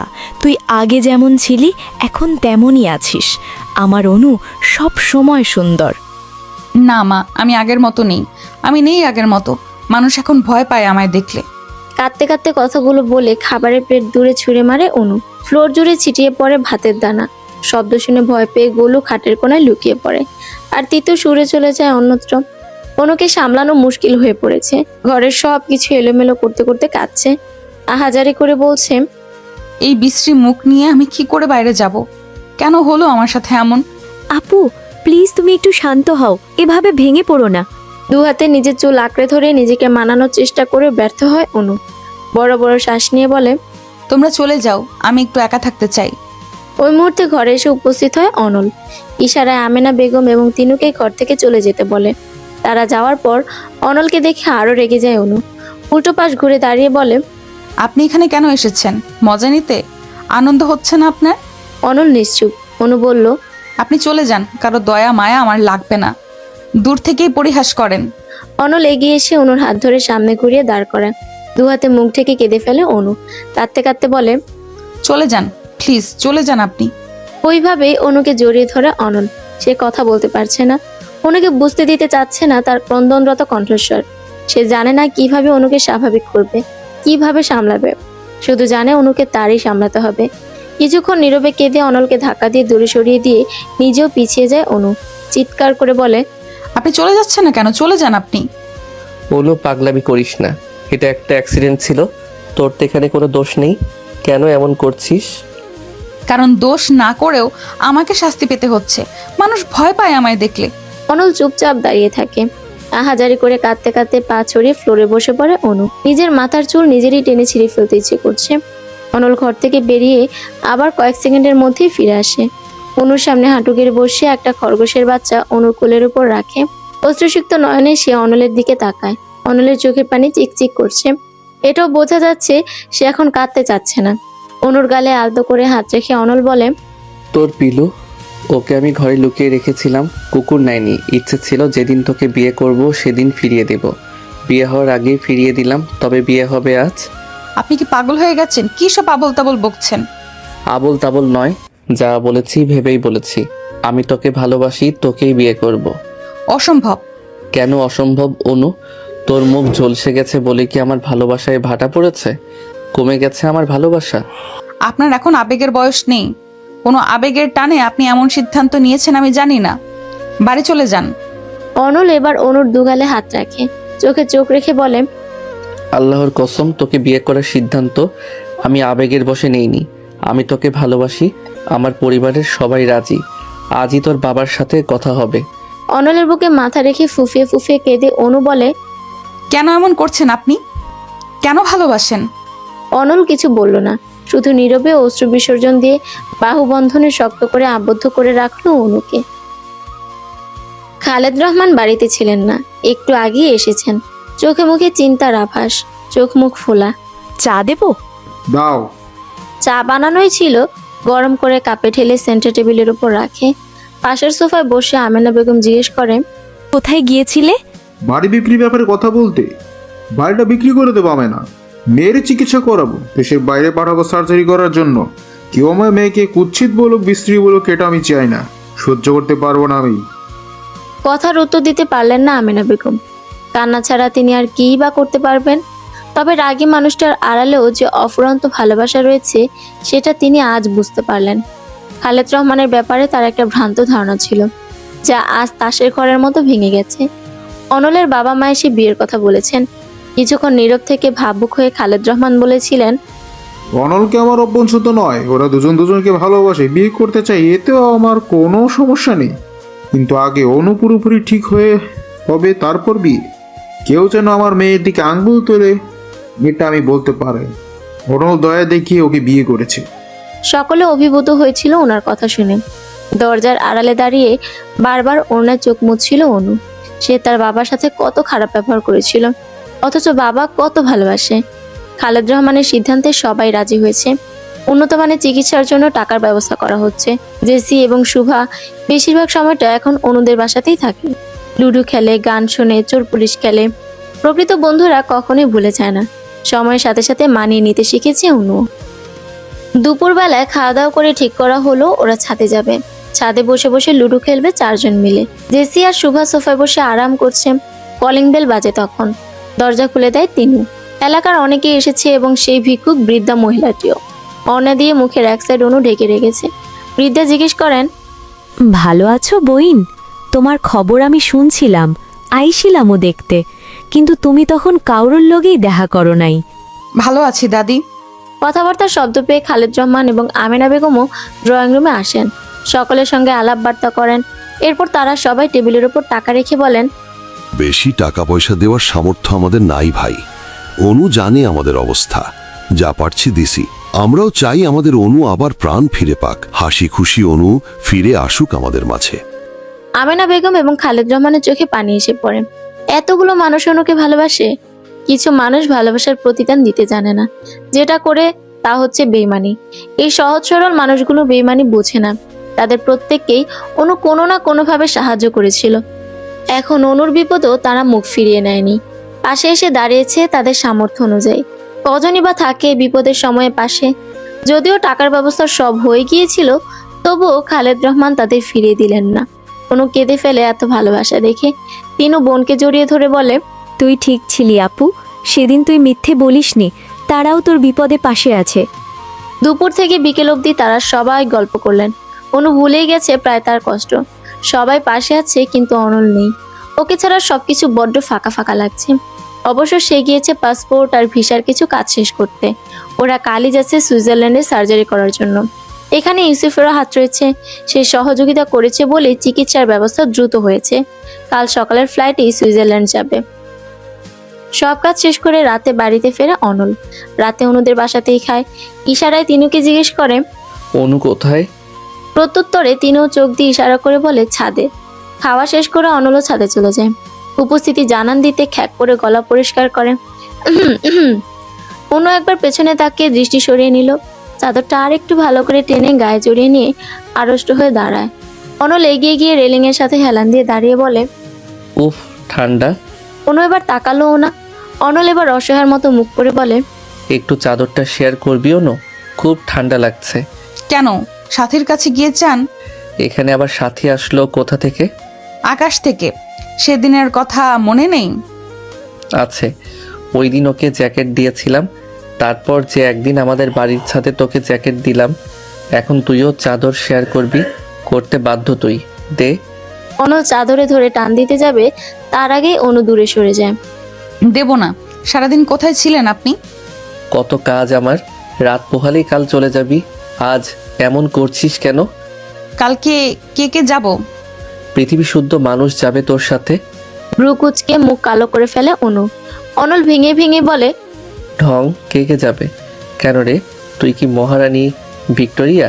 রাজ্য জয় করতে যাবি যে, সবাই তোর সঙ্গে যাবে যুদ্ধ করতে? তা তো নয়, তাই না? তুই যাবি চিকিৎসা করতে, যাদের যাওয়ার প্রয়োজন তারাই যাবে। আঙ্কেল যাবে, ইউসুফ ভাইয়া যাবে, আর তুই? গন্ডার। এই তুই কি বললি? মাত্রই কি যেন বললি, কিসের ডার না কি জানি, কি বলছিলি বল? সেটাই তো, কি বলছিলাম? আন্ডার। হ্যাঁ, আন্ডার বলছিলাম। কিসের আন্ডার? কিসের আন্ডার? ওই তো, ওই যে কবিতা বলছিলাম আমি, twinkle twinkle little star how I wonder what you are. জোরপূর্বক ঠোঁটে কৃত্রিম হাসি ফুটিয়ে বলল অনু। অনল ওর মাথায় গাঁটটা মেরে বলে, গাধি, ওইটা আন্ডার না, ওয়ান্ডার হবে। হ্যাঁ, ওই একই। অনল আর কিছু না বলে চলে যায়। এদিকে বুকের ওপর হাত রেখে জোরে শ্বাস নেয় অনু। বড় বাচ্চা বেঁচে গেছে আজ। কিছু বলেও শান্তি নেই, সব শুনে ফেলে। গন্ডার কোথাকার, বিড়বিড় করে বলল সে। আচমকা তখন অনল ফিরে এসে চাদরটা টেনে নিয়ে নেয়, গায়ে জড়িয়ে পেছন থেকে অনুকে জড়িয়ে ধরে বলে, আমার অনুর চিকিৎসা হবে আর আমি থাকবো না? কাল আমিও যাব, আমার পাগলির পাশে আমি থাকবো, একদম ঢাল হয়ে। জানিস অনু, তোর প্রতি আলাদা টান ভালোবাসা সবসময়ই আমার কাজ করত, কিন্তু ঝগড়া করতে করতে কেন জানি ভালোবাসাটা ধরতেই পারতাম না। সত্যি বলতে তোর পাশে অন্য কোনো ছেলেকে আমি সহ্য করতে পারতাম না, তাসিনকেও না। আমার ভয় হতো তোকে হারিয়ে ফেলার। এরপর যখন তাসিনের বিষয়ে খোঁজ খবর নিয়ে জানলাম ওর ক্যারেক্টার ভালো না, তখন অনেক খুশি হয়েছিলাম। বলতো কেন? কেন? কারণ আমি জানতাম প্রমাণ করতে পারলে তুই কোনোদিন ওর সাথে রিলেশন রাখবি না, আপদ বিদায় হবে। অনু হাসে, কিছুক্ষণ নীরব থেকে বলে, আচ্ছা, যদি এরকমটা হতো, অ্যাসিড না লেগে রোড অ্যাক্সিডেন্টে মারা যেতাম, অথবা এই অবস্থার পর সুইসাইড করতাম, তখন কি করতেন? সঙ্গে সঙ্গে অনুকে নিজের দিকে ঘুরিয়ে শক্ত করে জড়িয়ে ধরে অনল। অনু মৃদুস্বরে বলে, ভর্তা হয়ে যাব তো। অনল এবার আলতো করে ধরে বলে, এমন কথা কখনো মুখেও আনিস না অনু। তোর এই অবস্থাতেই আমি বেঁচেও জিন্দা লাশ হয়েছিলাম। তোর মুখে একটু হাসি দেখার জন্য ছটফট করতাম। আর তুই, তোকে ছাড়া থাকা অসম্ভব। তোর মুখ এমন থাকলেও আমার কিছু যায় আসে না। যে কোনো পরিস্থিতিতেই তুই আমার, সবভাবেই সব সাজে আমি তোকে ভালোবাসি। মুখের অপারেশন না করলে আমারও কোনো আফসোস থাকতো না। সত্যি আমি তো বুঝেই নিয়েছি, চিনেই নিয়েছি কারা আমার পাশে আছে আর থাকবে। বন্ধু তো অনেক আছে, কিন্তু দিন শেষে শুধু জেসি আর শুভাকেই পেয়েছি। অনেকের বাবা মা নাকি এও বলেছে যে নিজের দোষে নাকি আজ আমার এই অবস্থা। তাদের ধারণা মতে আমি চঞ্চল, হয়তো কোনো ছেলের সাথে খারাপ ব্যবহার করেছি, তাই আমার এই হাল। তাদের মেয়ে আমার সাথে মিশলে যদি ওদেরও ক্ষতি হয়, কি অদ্ভুত মানুষের চিন্তা ভাবনা, তাই না? অথচ জেসি, শুভা সব বাধা উপেক্ষা করে বন্ধুত্বের হাত বাড়িয়ে রেখেছে। যেসব মানুষদের আমি সাহায্য করতাম তারা আমার বিপদে আমার পাশে আছে। আমি শুধু তাদের প্রয়োজনই ছিলাম না, বরং প্রিয়জনও ছিলাম। এটা তো স্পষ্ট। যেই বাবাকে মনে মনে অপছন্দ করতাম, হঠাৎ আমায় সে ভালোবাসে না, অথচ সে সবার চেয়ে বেশি অস্থির। কারো কাছ থেকে হাত পাতেনি, জমি জমা সব বিক্রি করেছে, এমনকি নিজের শখের বাড়িটাও বিক্রি করতে দুবার ভাবেনি। আর যাকে আমি ভালোবাসি সে এখনো আমার হাত শক্ত করে ধরে রেখেছে। তার বাবা মা ভাই এসে 3 বেলা আমায় দেখে যাচ্ছে, সাহস জুগিয়ে যাচ্ছে, বারবার মনে করিয়ে দিচ্ছে তাদের বাড়ির বউ হওয়ার কথা। তারা অপেক্ষায় আছে। তাহলে এখন আপনিই বলেন, কেন আমি সামান্য অ্যাক্সিডেন্টের জন্য সব কিছু ছেড়ে দেব? সত্যি বলতে অনেকবার ভেবেছিলাম সুইসাইডের কথা, কিন্তু সবার এত সাহস, ভরসা, সাপোর্ট সেটা হতে দেয়নি। আমি বিশ্বাস করি বেঁচে থাকার জন্য এসব আমার জন্য যথেষ্ট। অনুর কপালে চুমু খেলো অনল, আর একটু সকলত করে জড়িয়ে ধরে চুলে হাত বুলিয়ে দিয়ে বলল, আমার পাগলিটা অনেক বুঝদার হয়েছে। আকাশে আজ চাঁদ দেখতে পাচ্ছিস? অনু একবার আকাশের দিকে তাকিয়ে আবার অনলের বুকে মাথা রাখে, শক্ত করে জড়িয়ে ধরে বলে, অনল বলল, আকাশে কিন্তু আজ সম্পূর্ণ চাঁদ নেই, তবু চারপাশ কত আলোকিত দেখেছিস? কুয়াশা কিন্তু চাঁদের সৌন্দর্য আড়াল করতে পারেনি, তেমনি সামান্য ঝলসে যাওয়া চামড়াও পারিনি তোর সৌন্দর্য কেড়ে নিতে। বরং তোর মনের সৌন্দর্য তোর চেহারার সৌন্দর্যকে আরও দ্বিগুণ করেছে। আর সম্পূর্ণ চাঁদ না পেলে আফসোসও থাকতো না। আমার সম্পূর্ণ চাঁদ লাগবে না রে, শুধু তুই থাকলেই হবে। তোর মুখের পোড়া অংশ কখনো তোর প্রতি আমার ভালোবাসা কমাতে পারিনি। তুই যে আমার চাঁদ, আমার ভালোবাসার এক ফালি চাঁদ। সমাপ্ত।